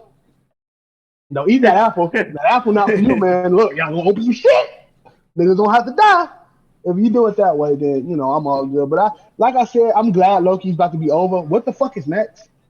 Out the groups? What if Marvel? What Yeah, if? what if? What if? That should be good because who cares? It's nothing's really canon, canon. So that should be really, really good. What's after Well, that? probably Probably Black Hawkeye. Otakus. Yeah, probably Hawkeye. It's a because it's like I think they going back into their movie bag now, right? Yeah, like they still Yes. gonna do Yeah, yeah. series, but in They're terms still of doing. the shit that's already done, is I What think they in If, their and movie then bag. Hawkeye. And I think they haven't announced nothing else yet. Cause like I'm, they're still gonna do movies regardless, but they yeah. also like the animated shit is going to occur. I mean, not the Because animated, but like the Shang-Chi TV, is next. the episodic Movie. shit still gonna happen. Like Shang-Chi, which look, hands the movie. That's literally what I'm checking that out for. But I think I'm looking at it right now. No, that's an old one. Uh, no, I don't. Yeah, here you go. This countdown shit right here. So Loki, yeah, Hawkeye, Ooh. Fall 2021, Disney Plus. Mm. Uh, That's got to be like 3 Shang-Chi is episodes, bro. I here. don't know. Doctor Strange is in May. So what that's a if ain't movie. until the summer, dog, of Yeah, that's next 2021? month. Yeah, Yeah, that's that's next next month. month. Oh yeah, I'm look, You bro. thinking it's still Being in the house, 2020, bro? I know. yeah, niggas hurt. Yeah, that's it for this for Phase 4, because we only got movies left other than Hawkeye. What else? And it's the Doctor Strange movie, Thor, Eternals, and Shane. You might as well Shang Shang-Chi and Chi. Spider-Man. Yeah, Shang Chi Shang-Chi and and Spider-Man, yeah. Spider Man get their release date It's in November. November. Shit, we don't even got a trailer. That trailer coming out probably. Yeah, that trailer That coming out That real trailer trailer's about to soon. come out. That's about to is come any out day soon. now. I call Yeah, it that's that's about on to come any out. day now. Somebody they Watch. making theories about it already. Shit probably come out after Loki, to tell you the truth. Um, but some I people know been it. watch out for like fake spoilers. Some people Oh been yeah. sending a movie theater and animating like what if these three niggas meet each other. Like y'all ain't see that trailer, man. Quit playing. They Give probably me. tease it in the trailer if it happens. Like it'd be some hype shit though. But I feel like they shouldn't. They should save that for the movie. Like they Oh, shouldn't drop it in the see, trailer. this is the But thing. they This probably is the go drop thing. it in the trailer. They gonna drop it in trailer because trailer these days are not to generate hype in the sense of anticipation, but to generate hype is to say I can't miss this. Yeah. So meaning Exactly. bad, they're I gonna can't just wait to like see this scene. yeah, I can I have to see how this scene come apart. That's why a lot of people say you spoil a movie in the trailer these days. Cause yeah, we know y'all gonna watch it regardless. So Mm, I'm gonna make you really need to watch this shit. yeah. We definitely, if anything, we might not see Andrew Garfield. Anything we seen Tobey Maguire in that trailer. Anything. Tobey Maguire will pop the nation, bro. I I know in Even this know. though I he's know. podcast we the don't I most do know. that nigga mid, too much it's not justice. even I just He know. will on the pop the nation. everybody knows Toby mid except for like casual niggas. But man, Toby's gonna pop the For nation. some, Oh that's niggas' childhood for some. And I'm just like, bro, you was The like nostalgia niggas can't 16 get the years old when you nostalgia saw light that off shit. Toby my god! G. Hey, as much as we talk shit, Spider-Man 1 and 2 was extremely revolutionary for comic book They movies. were Yes, like I Especially canlike two. cat. but They they, were but like I but just said, like though just they're like good Spider-Man movies. They're great. No, Except three. Two is one of the best superhero movies ever. But Toby is still a mid Spider-Man in no, a no, good no. movie. I need all y'all niggas who keep saying that the Spider-Man trilogy or Spider-Man 1, 2, and 3 is to actually go back and rewatch those movies today. I think two holds up. I think one Who is the same barely as like holds up? I Who think barely one is the holds up? same thing as like if you go back and look at like the first Iron Man and realize they was trying to introduce this shit. No, no, Three no. three is shit. First Iron Man movie still holds up to this day because I've recently watched that and that shit's Three awesome. three is shit to me. Like three is shit to me. Oh yeah, yeah, yeah. Two, I think Doctor Ock carried that movie. I didn't like two as much as other people. I despise. I They hate. overhype it. It was depressing as fuck as They well. overhype it. Y'all That's know my me and whole depression. problem. And that's the whole it's like a lot of the classic Marvel movies that y'all like that changed the game for comic book movies. It's cool and all. But like if you go back, and I'm talking about because I did this when like Homecoming came out, when Far From Home came out, I went back and fully rewatched Spider-Man 1, Spider-Man 2, and Spider-Man 3. And I'm like, these movies don't hold up. They not as good as y'all think it. It's like the same thing with the X-Men trilogy. At its time, We all revolutionary. know those movies suck. At its time, Yeah, revolutionary. I love But the you go first one. back and watch those X-Men movie, the class X-Men movie trilogy now, them Mm, bitches ass. mm. Ass. So it's like, please, nostalgia. Take your rose-colored So glasses if we off. gonna play the drinking game, how many times My nigga Tom Holland talks about Tony Stark. So we play a drinking game on that. Well, we got to talk about. Well, it's a drinking game. So, how many times Tobey Maguire is going to say something about Mary Jane? Okay. In a sad way. How Now, many? is this your Mary Jane? I had a Mary Jane. How many times Andrew Garfield is going to say something about not saving Gwen and her neck cracked? Um, and then how many times Tom Holland says he misses Iron Man? That's the drinking game. Man, he Oh gonna man. pop them glasses on. Oh man. Get drunk as fuck off Tom Holland. Fuck's gonna have me on the floor. No, but what's next, Chris? Let's go ahead and hit the news up. So let's go on the gaming side. So we getting free Witcher DLC based around the new Witcher Netflix series. The trailer for season 2 just came out, but I know they did just announce new Witcher DLC. In the midst of them trying to fix Cyberpunk. So that's what I'm saying. Like, y'all saying try to fix Cyberpunk. That the last update. You know, I think remember that trailer we talked about this. This is they No, I honestly I don't believe that stuff. Witcher, I like them saying that they'll never make another Witcher game will be the biggest foot they ever put in their mouth. Man, they really have something called WitcherCon, bro. Once you have a con dedicated, you are big. You're making another game. You're making another game, even if it's about Siri or if it's about other. You know, the books are big as fuck. Like you're gonna make another Witcher game, even if you remake one. Like you're making another Witcher game. I don't want to hear that. Like I don't want to hear that shit. To put the video game shit, the TV show shit into the video game, I think is cool. It gives me. It's gonna come out. You think they're gonna make like a skin that's based off of Henry Cavill? They were smart. Henry Cavill, that would be good. The Witcher series minus the plot twist in season 1 because it's still confusing as fuck. If you watching it for the first time, it's really good in my opinion. I think Henry Cavill did his job. I will be watching season 2. I'm not gonna binge watch that shit in a day. That shit is hell. But they drop all the episodes. They will drop. Yeah, it's on Netflix. So it's they will Netflix. Drop all the episodes. They like binge. Hit 3 a day. Nigga, they hour long episodes, bro. Like that shit is hell. Oh yeah. Like I can do that with shows like Sopranos and The Wire and shit. Cause like I said, this shit can play in the background. A show like Witcher or like 7 inches if I was being watching an anime, I would have to look because I gotta read the subtitles and stuff like that. So that's hell, bro. But I'm glad Witcher is still going. Stay bread and butter, bro. We ain't hear no more Cyberpunk shit until the next gen update, and that's if we hear that. I'm pretty sure the anime got canceled. What was some other Cyberpunk shit that posed? It was an anime. Yeah, it's supposed to be an anime. Studio Trigger posed to make an anime. Or Netflix. It might happen in the future, but I'm pretty sure they're not gonna talk about it till that shit died down. They bit off too much for a game that did not come out yet. So, hey, this they bed. They got a lie in it. I'm playing Cyberpunk right now just to see how it stands up to when I previously played. Not playing it like religiously or anything. I just do a couple side quests. See what it is. Yeah, it is.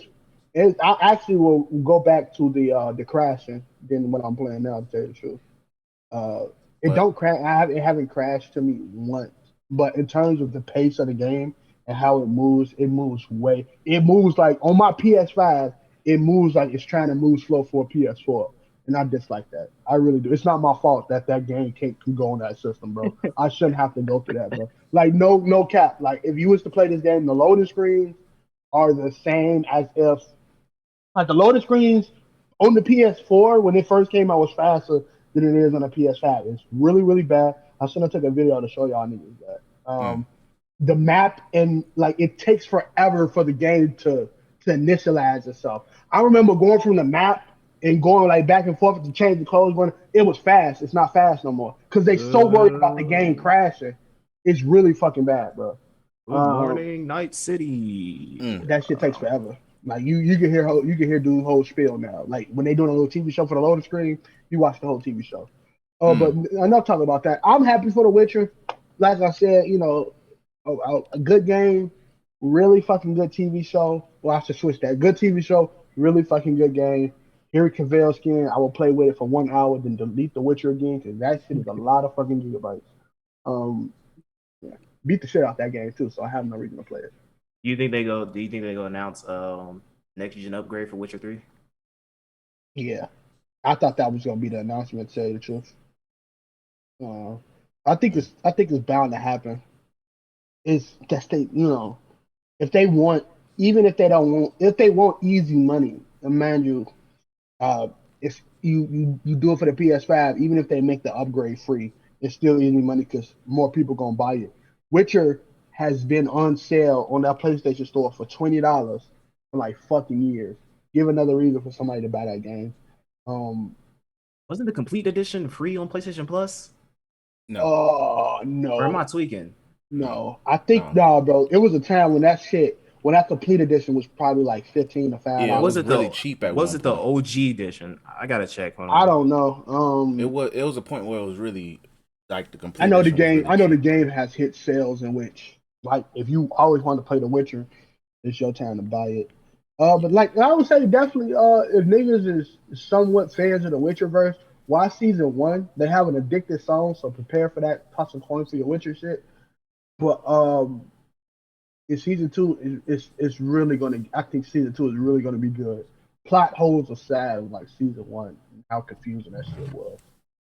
But I think it's gonna be good. Uh, then it was news that Cyberpunk, while we was talking about, is the most downloaded PS4 game in June, or at least the most downloaded game on the PlayStation Makes Store in sense. June. There's nothing out on PS4 right now, so who cares? Yeah, Yeah, so and like they That's put it back on the store, yeah. like and that goes back to like the bitch niggasness of gaming. Like niggas, a lot of them niggas knew they was gonna get that game again. Like they about to be in for a fuck you because it ain't no better. So they about to be shit. yeah. It's They like about to be salty as fuck. I respect Like, the headlines, but it's like, yeah, of course that would happen. It's the only Yeah, I pumping don't game it's out the right now. curiosity. like. I still think it's a waste of time if niggas downloaded the game. Like this comes from a nigga who loves Cyberpunk, but I love the Cyberpunk I played before this. Mind you, it's probably another reason I'm so not into this game because I got it on fucking hard. I feel like shooting myself with this game on hard because these niggas will blow you the fuck down as soon as they see you, bro. And I have died multiple times, and that loading screen super fucking long, so it's annoying. But like I said, it's you if you download this game to like criticize some more, you wasted money because Yeah, you're gonna say the yeah. same thing you was gonna say. But if you download this game to actually play the game, you wasted money. You about to Sony go warned y'all niggas, G. Sony Especially if you ain't got a definitely PS, want. They especially if you did ain't got a outright PS4 warn Pro. niggas. They said like, bro, don't play this shit on a base PS4. This shit is ass. Damn, Giannis had 41 points. Yeah, 41 Fuck. last game. It's just everybody else fucking hooped finally. Shit. This nigga averaging what 38, Hey, 39? LeBron did it too. It's just if you don't win, what difference does it make? So, He might. Yeah, he bring this around, bro. Giannis in a league company already. To throw him in the top 12, 15. But yo, let me get off the basketball shit. What's next, Chris? uh, Switch. I called it the Damn, Switch damn, you ready to Semi-Pro. slander, bro? Cam, do your thing, G. Unless you, Yo, before okay. hold on, Cam. Before you, let me just say what's so pretty much Nintendo announced the new Nintendo Switch. It comes with a OLED screen, so I think it was just a regular LED screen. Now it's OLED, so a That's lot more it. crisper, a That's lot it. more cleaner. That's it. It Hold on, comes hold with a on. bigger We're not screen. done yet, Cam. That's it. The There's back nothing thing, else. Hold on. The back thing is a lot more wider, so it's a lot more wider, and the docking station has a LAN cable. I Go think the ahead. docking station helps you get the shit in like 4K or some shit, right? No, there's no No, 4K. There Oh is no shit. 4K. Okay, so no. this is a L on both leakers and Nintendo. So the leakers for the alleged insiders for the longest time have For been the like past year and a Switch half. Pro, Switch Pro coming out, 4K, all this other stuff, natural 60 FPS, all this good shit, right? Nintendo decides I got y'all, but psych, and Niggas. releases the Switch OLED. Let me tell y'all something. Semi-Pro. If That you was just enough. buy if you buy this Switch OLED, you are a dumb ass. Unless you doing this for content creation, unboxing purposes, or shit like that. Or this your first Switch? Yeah, if it's even if it is your first Switch, bro. the current one, the one we have is cheaper. It's nothing bad with this bitch. She does fine. OLED screen, you don't who care? Like they're saying the biggest draw for the OLED is that it's more portable. Let me tell y'all something. No one, Nintendo, I'm gonna need y'all to stop advertising the Switch. Like people take this outside and play it. Yeah. Especially y'all fan base. Like I think the biggest thing is the fucking Ethernet cord. Yeah, that's it. And that's bare. And you can low key finesse a LAN cable on the Switch with if you get a USB. Oh, you get an adapter. Yeah, you get a USB adapter. Yeah, you just get that. So like there is no rhyme or reason for this to. It's like I understand that like it's kind of our fault for getting our hopes up for the Switch Pro 4K stuff, but it's like Nintendo. It's like this isn't even like I'm thinking about like the 3DS situation, where at least the 2DS, when they advertised that ugly ass brick looking 3DS, and it was like this is the 2DS, at least they have the nerve to say like, yo, this is just the 3DS without 3D, and it's way cheaper. Cool. You got the nerve to release a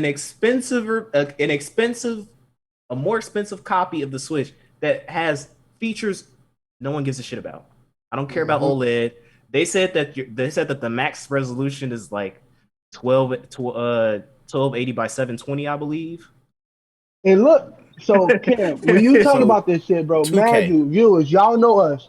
We ain't like frame nerds or yeah. But when you promote the shit, we go talk about it. We gonna talk about it, yo. Give us specs. We specs for y'all. And the thing is, the Switch's biggest problem is just having better performance. That's it. It's not necessarily that like, it's like I want to play Breath of the Wild without Link stuttering while I'm playing it in my handheld mode. You know what I mean? Like I want to be able to play these games. Yeah. Breath of the Wild is rough on handheld version. You gotta play that shit on console. It's like I don't even like docking my Switch. No homo. Like I like. And then the other thing is that like when I'm playing my Switch on handheld mode, I'm doing it because I don't want to play it on my TV or I'm watching something else and I just want to play my Switch while I'm watching something else. Yeah, I'm not taking this. I don't take this out. Even when I do take this outside, when I'm going like drive, like if I'm driving someplace or something like that, I don't even take this bitch out. It's like a what if, and I rarely play my Switch because it's just like it's uncomfortable to me. I don't like playing my games outside of the comfort of my own home. Only time this bitch is leaving my crib if the guys going on a road trip. If I'm eventually gonna get on the airplane, and I'm scared of one of those. So, and so it's like this was like one of the biggest finesses ever. And if y'all fall for this, y'all some dumbasses. I would only blame you. I would only give you props if it's like I don't have a Switch yet. I want to get a Switch, so I'm gonna get the best performing one. But if you have a OG Switch and you're like, okay, I want to get it, should I upgrade to the Switch? Do not. I didn't think they should have made another thing. I don't think if being a portable video game is your motif, don't make the shit bigger, by the way. Yeah. I don't don't make the shit huge, by the way. One, I live in the city of Chicago. Two, I ain't gonna be driving with that motherfucker. Three, if I'm on a bus with that hoe, I wanna have that bitch when I get off the bus. Right. Four, like it's still I can't. The fuck I look like. What you got your pants on? And the battery life is trash too. On me. And the battery life is horrible. The battery life. The funny thing is, the battery life while playing the game is fucking garbage. But the battery life when you're not playing a game is fucking crazy. You put this thing up for like 3 days, you turn it on, that thing is at 90%. But the moment you turn on the game up, it's I'm like, oh dog, bro, I can't even get immersed yet. I gotta find this long ass I part. can't get him. But no, the funny thing is, I'll play my Switch. Don't get me wrong, but my Switch charger go to my fucking controller and headphones from time to time, bro. That shit stays linked up. If y'all ever see me with that shit like this, bro, it's my Switch charger, bro. Like the bitch is right there, ready for me to hook up. But yeah, so shout out Nintendo with the finesse. Anime manga side of things, Demon Slayer Studio Utofuba, they out here committing tax evasion. Ufotable. They committing tax evasion, making all this fucking money, and you've got to pay your taxes, G. the Japanese IRS said, "Fuck y'all niggas, G." We was keeping but note. they didn't get charged for it. They was like, listen, we'll just pay it off. Dang, you know they got the 1% tax evasion is such an avoidable charge. It is. Yeah, because you're avoiding tax. If you're in a position where you're rich and you're avoiding taxes, it's like you don't want to pay for it. But if you get caught, you can pay for it. Like you have to literally do some wild shit to actually, like, you have to be broke. It does say a lot about your financial situation as a celebrity if you go to jail for tax evasion. Like, or you just that fucking. Or you just put your you like. That's what I mean. Tax evasion is a very like avoidable fraud because you could be dumb and not know how to. You don't have nobody controlling your finances, so you just don't pay taxes. Because it's different when you rich as hell than when you like us, right? Yeah, we ain't there yet. But some people just don't know that I have to tell these niggas that I bought this helicopter. Yeah. I have to tell these niggas that this concert made me $3 million. Like, because this movie is the highest grossing movie in Japan because of me. They're like, so hold on. Japanese IRS is like, it's like, hey, hold on. Huh? Oh, y'all lying about charitable donations and stuff too? What the fuck is going on? Yeah, all right. Yeah, give us that money. They're like, oh shit, sorry, we apologize. We wasn't expecting the bag to be like that. Take your portion. Take your portion. Don't sue us or anything. Right. But yeah, so that happened. Full Metal Alchemist mangaka, he is back making she's back making a new manga. So shout out to her. Getting turned back into the field. So also July 12th. Which is there's tomorrow. Going to be I don't know. There's going to be an event for the 20th anniversary of Full Metal Alchemist, and they're supposed to be dropping an announcement about a special project about Full Metal Alchemist. So stay on the lookout for that. Well, by the time this comes out, that'll already be out. But like, very excited for that. Oh, I'm so fucking excited for it, bro. So, I'm so fucking excited. Could be a movie. Could be a mobile game. Anything can happen. It's a fucking mobile game. I think Full Metal Alchemist already has a mobile game. Who cares? You can have another one. So. Now, if they're doing a console game, bro, I'm down. I ain't got no problem with that shit. They've already had multiple console games in the past. Shit, if it's something like that, a movie. Shout out to me seeing that in 2025 when it finally comes to the States. That's pretty much it. Like, but I hope it's a manga, to say the truth. Manga or like a OVA. OVA should be good. Yeah, OVA should be good. Like what they I know the story is kind of, taken care of, but I do want to see what Ed did when he got on that train and left everybody. And what Al did when he went to, yeah. I mean, Yu Yu Hakusho ended, and they still did that OVA years later. Yeah, and that was decent, right, Chris? Yeah, it was decent. Both. Like one was. How was that? Oh yeah, the Shishu arc. Yeah, that was the OVA that dropped. Well, no, they got an OVA after the OVA, so it was an OVA squared. Yeah, that's rare in the community. That's how you know they wanted the goats. Yeah, OVA squared. Got time to invest it. I heard one of them OVAs included Yusuke father, so it's hard, not putting somebody's father in the canon realm, but we gonna keep it. It is what it is. Moving on. Misfit Demon Academy is officially canceled. It went from on break to canceled. the manga is officially canceled. The light novel is still ongoing. You're right. My fault. The light novel is good. The manga is canceled because the mangaka has Pancreatic cancer. Damn. Pancreatic. You know, I was talking in a party, and an extra answer this question, probably joking wise, but it's true. I was like, the diet in Japan, they eat a lot of fish, rice. It's not a bad diet, right? Unless you go, fast food. But even a fast food place is not as bad as ours, right? No, they're very, very small proportions. Yeah.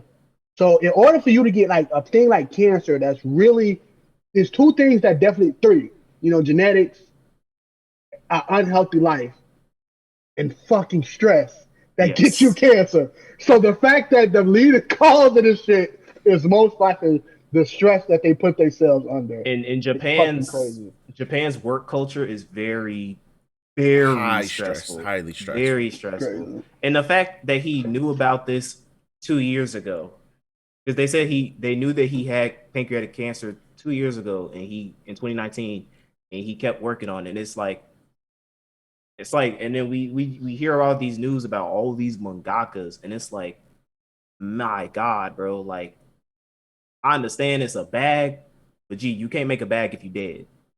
Yeah. You gotta prioritize health. It's like, I love Demon Misfit Academy. I'm glad that the light novel is still continuing. We're still getting a second season. That's dope. But like, bro, listen, G, like, you ain't gotta work like Oda and like all this other stuff. Like the thing is, and like why I wanted to talk about like the importance of loving yourself and taking care of yourself is because ever since, and not to like make this sad or macabre or anything, but ever since the Berserk mangaka had passed away, there's been stories after stories after stories about mangakas having to take breaks and hiatuses because of their illnesses and health. And it's like there has to be some sort of dialogue within Jump, Viz, all these like manga magazines. Bro, you gotta change the production, the schedules of this stuff. These niggas are human. Oda takes 2 hours of sleep a day in order to pump out, in order to continually pump out One Piece chapters week after week. At some point, it's like, listen, I like One Piece as much as the next guy, but I ain't gonna be able to enjoy One Piece if I hear the news that Oda is hospitalized somewhere because of health problems because he has a very poor living diet. And then you gotta, you also gotta think about like how, personality wise, some of these niggas are. Right? Think about this shit, right? When you think about somebody like Horikoshi and how this nigga, mind you, this nigga is so awkward and awkward in a, not a mean way, but awkward in a he's not like he's a socially awkward person. He's right? Socially inept. He don't show his face in public. It is not to be edgy. He literally puts a mask on because he's socially awkward. Like go look at Horikoshi and see him in any setting. He has a mask on. And the main reason I think he's ending My Hero right now is because he don't want to end up like that. He don't want to end up having to write this shit for fucking years and years and years and end up in a fucking stretcher. You know what I mean? Like that's why I respect Hunter x Hunter nigga. He felt a little nerve in his back. Go what? He was like, listen. He said, "Look, I already have you. I got my wife. Show. I have Yu Hakusho done. I have Sailor Moon because of my wife. Fuck the series. And I got Dragon Quest. And I'm gonna be Gucci. I mean, it's even bad to the point where like I was watching a video of like this guy who did the mangaka for Rent a Girlfriend, and they were telling him about like his living situation and the fact that like he has like his house situation, the way his house is set up is that he has like two different houses, like one for his family and like one for his work, and he spends the majority of the one in his work. And it's like, dog, it's like in the way that he works, he's working from day to dark, and it's like he doesn't have enough time to spend time. He was even saying that he doesn't have a lot of time that he spends with his family, and I'm like, listen, I know that this is your life's work, but like, damn, listen to Vin Diesel sometimes, my nigga. Like, it's not it's cool that we get these weekly chapters, but I think DC hit a great point when he's talking about in the group chat how the American comic system and the way that it works as far as when things are released, I think is good because it gives people time to de-stress, get their creative juices flowing. If you're constantly in a state of flux in which, okay, I just published this chapter out, you don't even give time to be like, all right, I'm gonna take this week off, let myself recharge. In Otis' case, it's literally, all right, I submitted that chapter, immediately working on the next chapter. Unless he takes a break, and even still, he's working on the next chapter.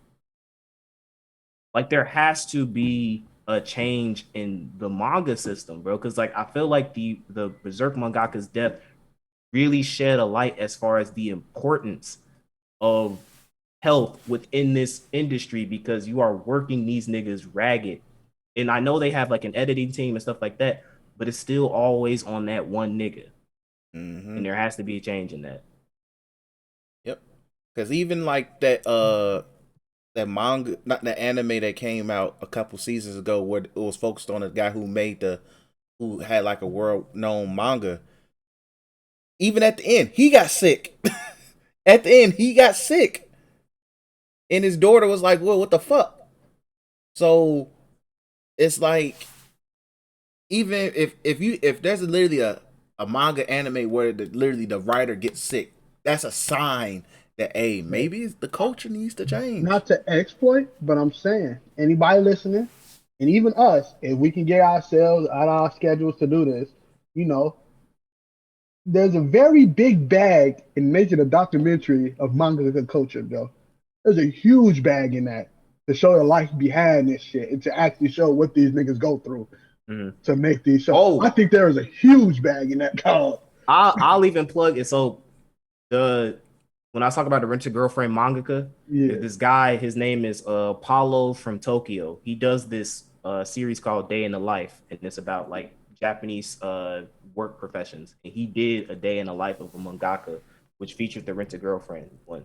So if you're curious to find out the process of how these people, and he's digital. There's two there. I know there's some people who still do like old-fashioned hand drawn stuff, but if you want to find out how mangakas currently do that stuff, I'm telling y'all, it's depressing. Like I was watching this stuff and I'm like, these niggas literally have no time. There is no work-life balance at all with these niggas. It's literally work, sleep, work. And that is a sad life to live. And I mean, I know like if your passion is in this stuff, it's cool. That ain't passion, bro. But like, bro, I like technology as much as the next guy, but as soon as it's 4 o'clock, I turn this bitch off and I take a fucking nap. Like, you know, I'm not gonna say which manager, but I had a manager at one point in my life telling me, you know, you gotta do this, you gotta do that, you gotta do this. If you want to do this, you gotta do that. And I told myself, if this not my end goal, I'm not doing none of that shit. Like, and what I mean by that, because I know manga's trying to get famous and whatnot, but never stress yourself out for this shit, bro. Especially if you got love. Never stress out. If you got a bitch that you love, you ain't never supposed to stress out yourself trying to make sure that you gonna get as much as possible out of this woman. Cause that's not love. You trying to get something else, dog. Like when you got something that you love in terms of content, in terms of anything, like I love playing my video game, bro. I'm not about to stress myself out to get enjoyment out of a video fucking game, bro. You know, I love doing this shit, bro. I love doing a lot of stuff, G. Like, but when that stuff, and I understand, you know, that's what passion becomes work, and work, that should never be a thing. Ever. Yeah. Like, it should not. If you so happen to get paid for your passion, that don't mean it's time to stress, dog.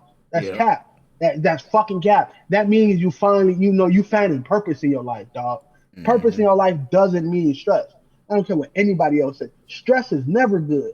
I'm a person that work really, really well in the moment of stress. But I would tell you after the moment, after I completed what I needed to do, depression sets in because I just wasted half of my life trying to complete something that took days off of it, dog. So like it's never something, even for niggas that work well under stress, it is never something that should be a thing, dog. Like all this pushing and this work culture shit should change regardless. Nobody should be getting like that's what I mean. It like look up a Japanese nigga's diet, bro. You would be like, fuck. How is they not stomach not growling every time they fucking get done eating? G like so it's not has nothing to do with their fucking diet, bro. This has everything to do with like fucking health issues in terms of mentally and stress. Heart problems, that's stress, bro. Like Mm-hmm. fucking loss of fucking memory and gaining dementia at an early age, that's fucking stress. Like back problems over fucking sitting down like this all day. Yeah. Like you can't like like if I'm getting a hunchback at age 36, you think that ain't gonna fuck with me mentally? I'm looking in the mirror, I'm like this, like fuck that, bro. Like, I hope niggas understand that these niggas that you writing for your story are still gonna be the same niggas if you make this shit bi-weekly. I would actually appreciate mangas more if they bi-weekly, bro, because it don't seem so mundane. Or Yep. It don't monthly. seem so, That's why I'm always hyped when Super drops. Yeah, super like super Attack on it feels Titan. fresh. Attack on Titan was monthly. Yeah, and it felt fresh. It's fucked up as that ending is, but like it felt fresh. You know what I'm saying? Like, and you don't even have to throw me with big chapters. Like Super ain't hitting you with 40-page chapters and shit like that. But it hits the nail where it needs to hit it, and it's done after that. You know what I'm saying? And that's Dragon Ball. I understand that it's a more simplistic story than other niggas shit. But like One Piece, I'm telling you right now, Oda not losing no fans if that shit become bi-weekly, dog. He gonna Nah. break every other day anyway, so you might as well make it bi-weekly. He ain't losing no fucking fans. Like Horikoshi, damn sure ain't losing it, right?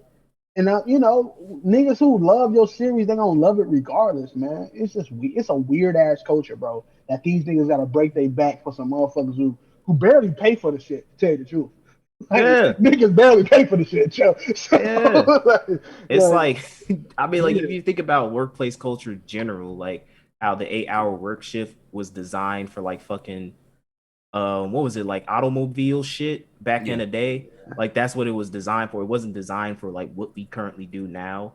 Like if you think about like the jobs that we do we really need to do this shit for 8 hours?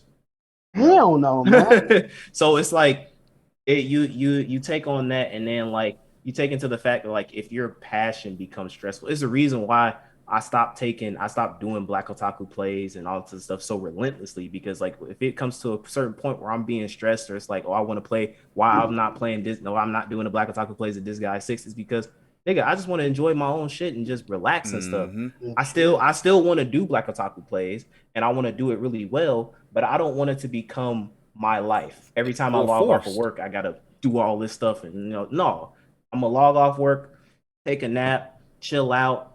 Then next day maybe do an editing session. Next day do a recording session, upload some shit, move on with my life. But like Beautiful like that. if your passion becomes stress and that's the only thing that you're doing in the day, it's time to change. It's time to do some Mm-hmm. reflection and go like, listen, all right, let's set this shit aside and focus on me. Because if you don't take care of yourself, don't worry about a bag, nigga. You dead. Exactly. Can't spend a bag when you dead. So, or sick or hospitalized. Don't mean shit then. So it's definitely needs to be a change in this mangaka field. Like it's just it's like every other fucking week I'm scrolling through Facebook, another mangaka sick, another show is on hiatus, and it's like, Yep. It's sad. and it's and This shit, and the even sadder thing is it ramped up after the Berserk mangaka died. cause the shit gonna catch up regardless, bro. Like shit always gonna hit the fan. Don't care how long it's gonna take. You know what I'm saying?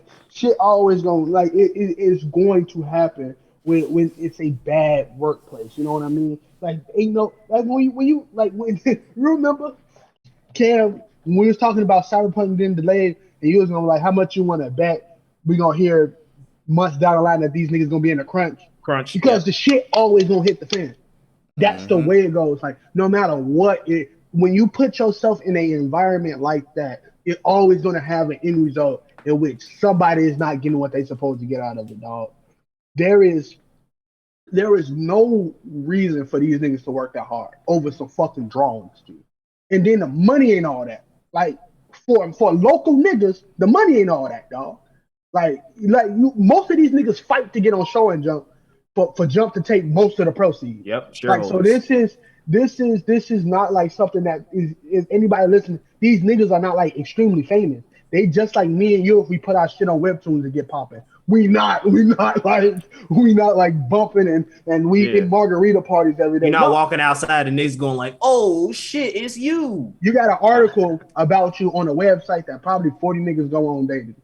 That's all you getting this week, dog. Other than you making your shit, like Mm-hmm. this is not like even when the crazy like comic like niggas in Western comics, right? There's few household names for this shit. If you a fan, bro, Yep. few. Man, I don't There's Very know. few. few. There's Tyler, if Tyler was here, he could name them niggas right now. I can't there's the name nigga one who make the Green Lantern shit. except Stan Lee. Stan Lee, Jack Kirby, the It's nigga who and those does are ancient Invincible, names. and the nigga who does the boys. Like them are some of the well known niggas, and because they do more. Like I think the dude Invincible does more. Yeah. Hold on, I can look that shit up. Not to take the time, but the nigga in Invincible does shit for like Marvel and DC. But Invincible was just like his baby. And hold on, how did I spell that wrong? Invincible make creator.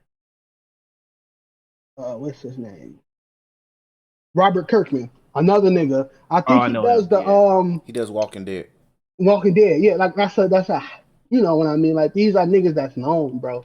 So and the same thing with the boys and stuff like that. These niggas are like known, like real. But think about it, Invincible, like that shit is done and over. Like I think it only had like 11 volumes or some shit like that, bro. Like this is not something that was going on for years and years and years and shit like that. Like, and the same thing with like other major Western comics. Like some of these great stories, these niggas ain't break their backs for that shit.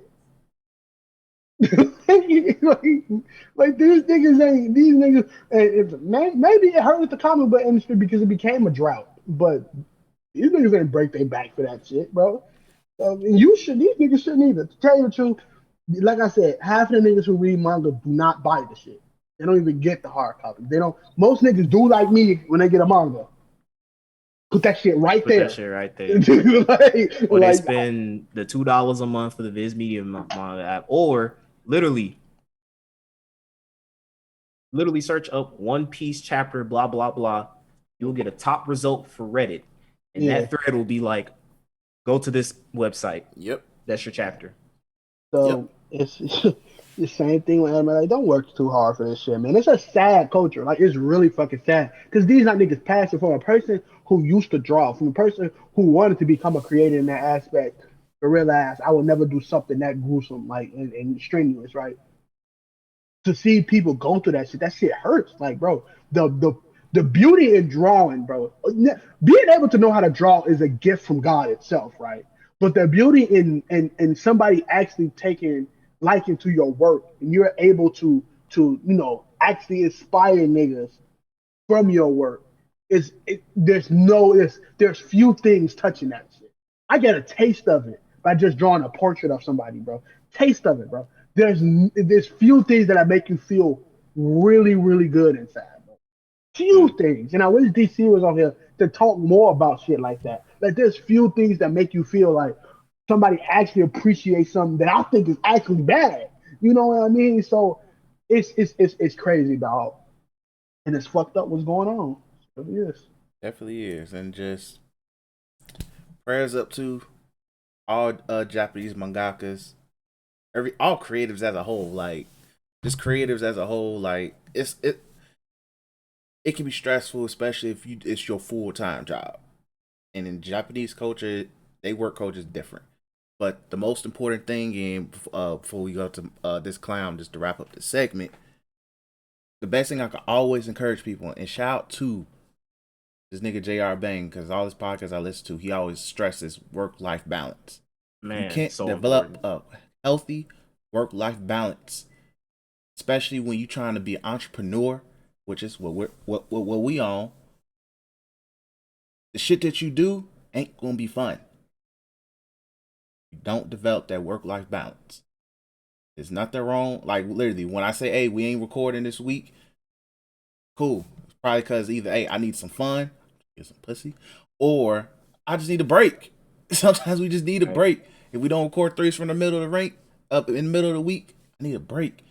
Me and Chaz, we miss out on time. We record timeless vibes when we have time because we our lives and all of that. But Black Otaku plays, days go by. Exactly, Black Otaku like, reviews, days go by. Is because nigga, I'm literally, not. there was a point where I'm looking. Shit. I get on the YouTube app. I'm like, all right, what's under the lock? Now I'm like, oh, okay, Cam. Okay, when Cam drop it, he drop it. It is what it is. And I don't care. You know the crazy thing about that shit though, about like how we schedule ourselves and not try to, we building a brand and we not trying to kill ourselves over it. Exactly. The crazy thing about that, bro, is that in manga and anime, like culture, right? Think about the fan base, and it's not me shitting on because most of us are. There's not a fan base that's hard to impress, bro. That's hard to make niggas be like, love you. You literally can have all you have to do is draw a chick with big tits. And you got a fan. You getting two watches off the big titty chick. Yo, things like and I'll take abuse from not abuse, but I watched it. Things like Ikusoku reviews, no plot whatsoever, just about literally fucking and sex work. I didn't watch this. Redo Hitler. I call that show Redo Hitler. Like the first episode involved somebody getting smacked with a dick. Like, and it's a meme now. Yeah. It's gonna get a buzz. These are shit that's like not hard to do. Anybody can make rape culture a fucking plot. Anybody can make going through brothels every day a fucking plot. Like anybody can make a fucking big tit monsters girl trying to fuck one nigga a plot. You know what I mean? You just gotta do it first. I accidentally touched boobs. Like anybody you gotta can do it first. Like you gotta do it first. You gotta think of it first, and also like don't work hard.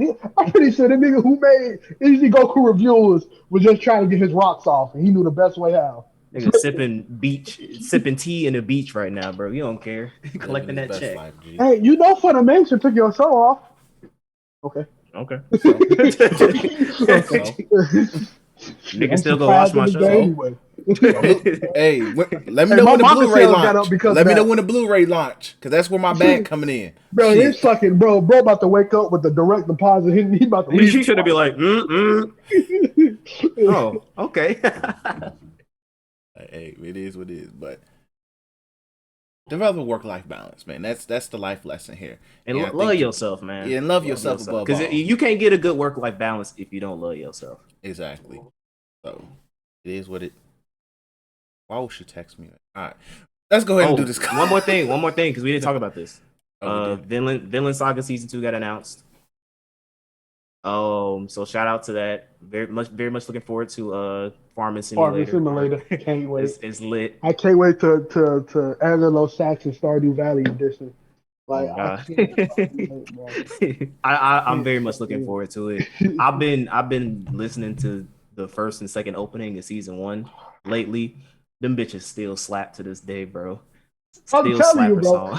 Season 1 and not season. Well, part 1 and 2 of Vinland Saga was a cultural reset. It was, man. That shit was much watch anime, bro. Man. I loved it so much. I can't wait. Good. I can't wait. Yeah, I know this story for a lot of niggas to think if they're gonna get it is literally anybody will tell you it is a redemption type thing, but not revenge. People get redemption and revenge mixed up. Like this is like Thorfinn finding himself. This is season 2 Megalobox Thorfinn. Hey, look. This is my man's just replacing a sword for the hoe. Yeah, replacing the sword for the hoe. It gets now. Trust me, from what I know of Vinland Saga after that, it gets busting again. But this is him. It literally shows this nigga throwing the promotional images. He's dropping the sword. I'm gonna find a way to Photoshop it, and he's holding the hoe. Also, I'll prepare for it. Also, again, when we talk about the health thing, it was came out that the director was like sick or something because of what he did for the first season as well. So it's like, again, I was please. just about to say that shit, bro. Nah, thank you for reminding me. Like, Charlotte for him actually taking a break. Yeah. Like, this shit should not be this hard, bro. I know it's hard. Animation is one of the hardest things ever in media. Period. Like, it takes hours to animate Yeah. somebody doing this, but it should never get that way, dog. Like ever, it should never get that way. So yeah, so it is what it is. But let's go ahead and get these clowns out. Goofies, you know, a lot of them. But I'm opening this up with a goat. I gotta open up with a goat first. That's why he's the GOAT! The GOAT! So shout out to RDC World G. Oh yeah. Oh, yeah. Hey, Big ups to them, G. I was so happy when I saw that shit, bro. I was like, yo, let's go. I'm happy for you guys. You guys are winning, G. Goals, G. Goals, G. Literally, you got LeBron to acknowledge y'all earlier in the year or last year, and then now you're in a J. Cole music video. Jermaine. Like that G, was so dope. Like, G, that is amazing, G. So I'm happy for y'all niggas. Like, keep doing the hard work. Keep doing y'all thing, G. Goals, G. But yeah, back to the clownery.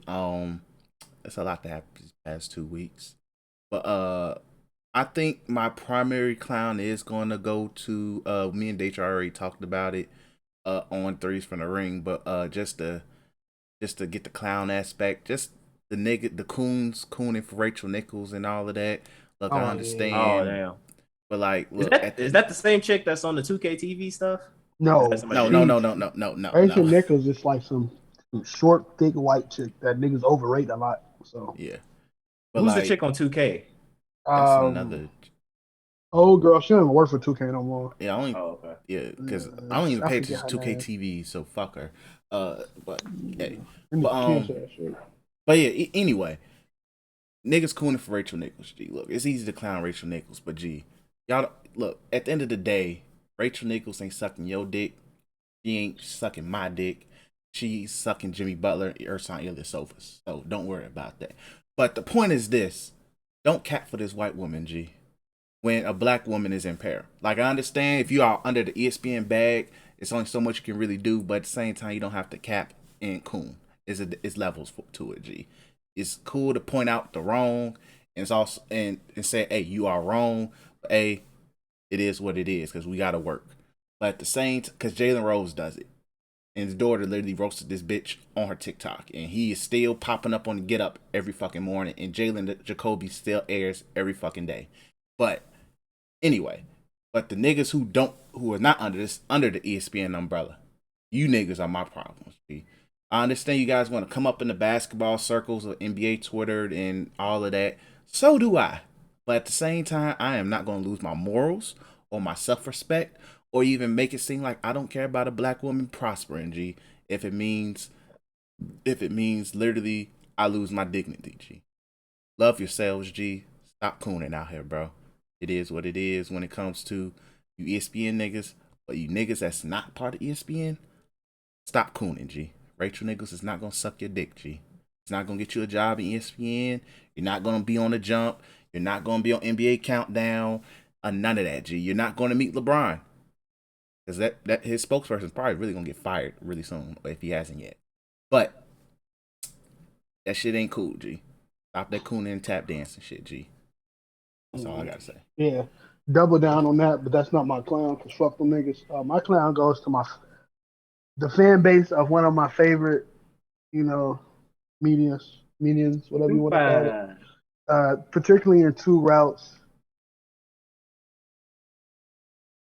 Hold on. Give me 1 second. I'm leaving directly after I say this, clown.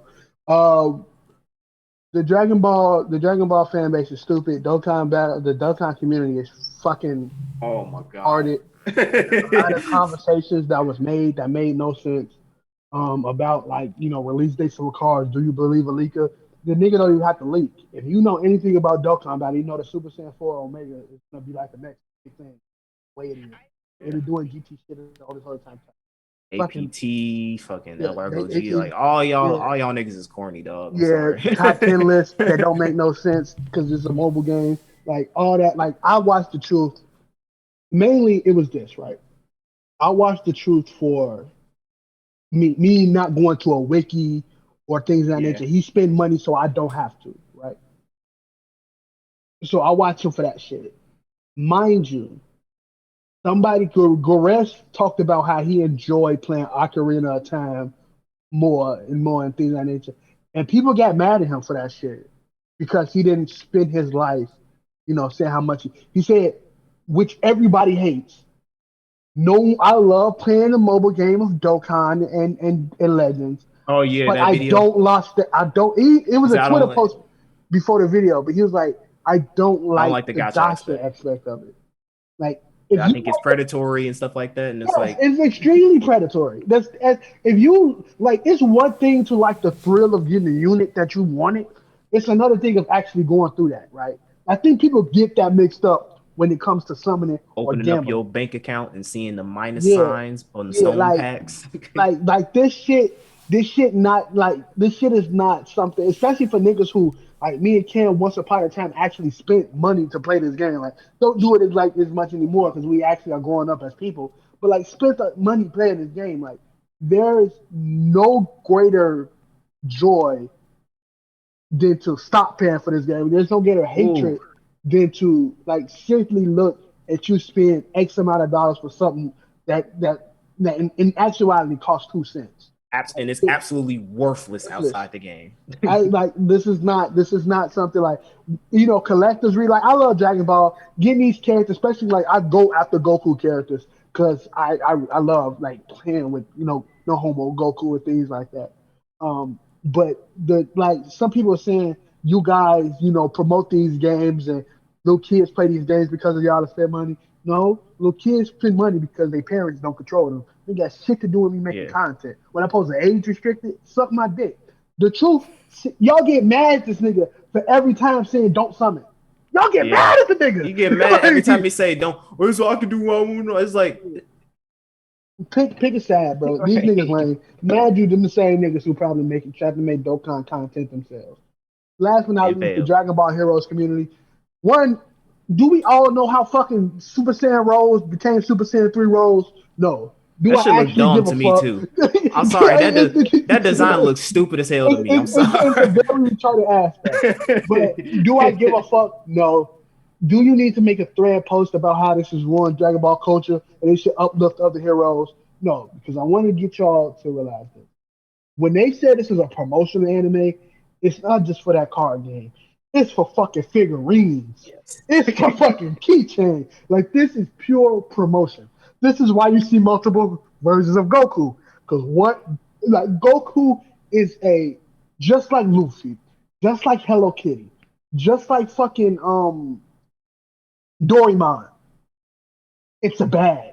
Like it is a he is a tycoon of making money. So that's why that's the reason why Goku Black is a thing. Like how Yeah. much we can make more money of Goku? Let's make him evil. Make You him gonna give us evil. more money. Like this is all it's about. So seeing the Super Saiyan 3 rolls look fucking horrible. It Awful. makes no fucking sense as well. Stupid ass mask on too. It makes no fucking sense. But it's like people got a problem because like the hooded the hooded Super Saiyan that was in that promotional thing. Some people think it's Goku. Some people think it's Bardock. They like why they just want to use other characters. Do I really give a fuck about Piccolo being part of this shit? Like no, I don't. I really The don't. mass Namekian. The Yeah, let's mask, like, go. come on, they don't even they throw love slore to the side, my nigga. But that's I gotta leave because I just got a very disturbing text. So I'll see y'all niggas later. But yeah, y'all be All right, smooth. bro. I hope everything well. G. Yeah, it's Text. it's Gucci. All right. Cam, you go ahead with your clown. We can wrap up. Yeah, my clown goes to my local theater. It fucking sucks. And I'm just gonna find a new one. Like they have like like a theater has like a little section to order stuff.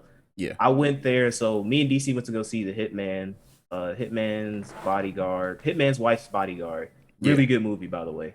Go see that instead of Black Widow.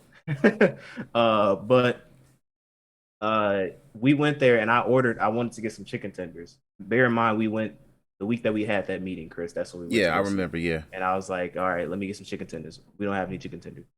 Went yesterday with my mom to go see Black Widow, order some chicken tenders. We don't have chicken tenders. As much money as you niggas make, because this is one of the most popular theaters in the downtown area. East River, AMC, East River I know 21. which one. Yeah, I've been in that one. One of the most popular theater spots in downtown Chicago.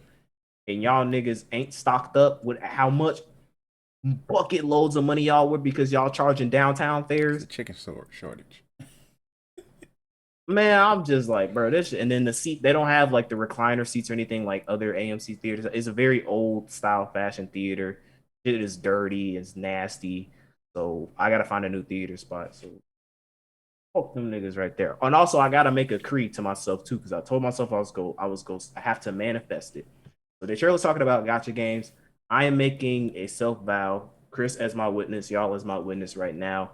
By the end of this year, I am purging gotcha games out of my life. I have to. I'm at a point in my life where I'm very financially well off. Let me put it like that. But it's doing nothing for me. These are doing nothing for me. So by the end of this year, I'm getting rid of Dokkan. I'm getting rid of One Piece. Getting rid of all these games. I don't need them in my life. It's a stain. It's a blight. It's nothing positive, and I'm not making money off this shit. So I don't need it. And even still, morally, I don't want to make money off of this. Like I don't want to be doing summoning videos and shit like that because it promotes that gambling, microtransactions shit. And y'all already know how much I'll be talking about on this show, how much I hate that shit. So I want to let y'all know that I'm manifesting in the air, so y'all can hold me to it. Hey, I respect that, G. That is very, very adult of you, G. So, and I respect it. So, with that being said, fuck gotcha games altogether, and clowns out here, and gotcha game culture is clown shit. So, let's go ahead and wrap this up. We appreciate you niggas for listening as always. Make sure you follow us on Twitter at the Black Otakus, the one and only. And make sure you copy some merch on youtweekingmedia.net. Make sure you follow us on YouTube. Well, subscribe to our YouTube channel, YouTweaking Media. We got tons of content. We got a new Threes from the Ring episode. We got plenty of Black Otaku plays. Black Otaku reviews is up as well, separate parts. Quality. Boruto fans are angry at us. Eat a dick for hitting that dislike button. But if you are watching this video, hit that like button. Be a fan and like. But we know we get under y'all skin, honestly, it doesn't matter if you like or dislike. You engaging with us. Exactly. You clicked on us. Our names, our faces, our voices is in your mind. Exactly. I did what I had to do. So we got the W either way. But either way, like this video as well. Like all the videos we got. But anyway, and if you just listening to us, strictly make on whether it's Spotify, SoundCloud, Apple Pod, Google Pod. Make sure you hit that follow button. If you can rate. If you comment as well. And above all, share the content, share the love. Let people know you rock with us on YouTweaking Media. And thanks for listening. And peace. Got it.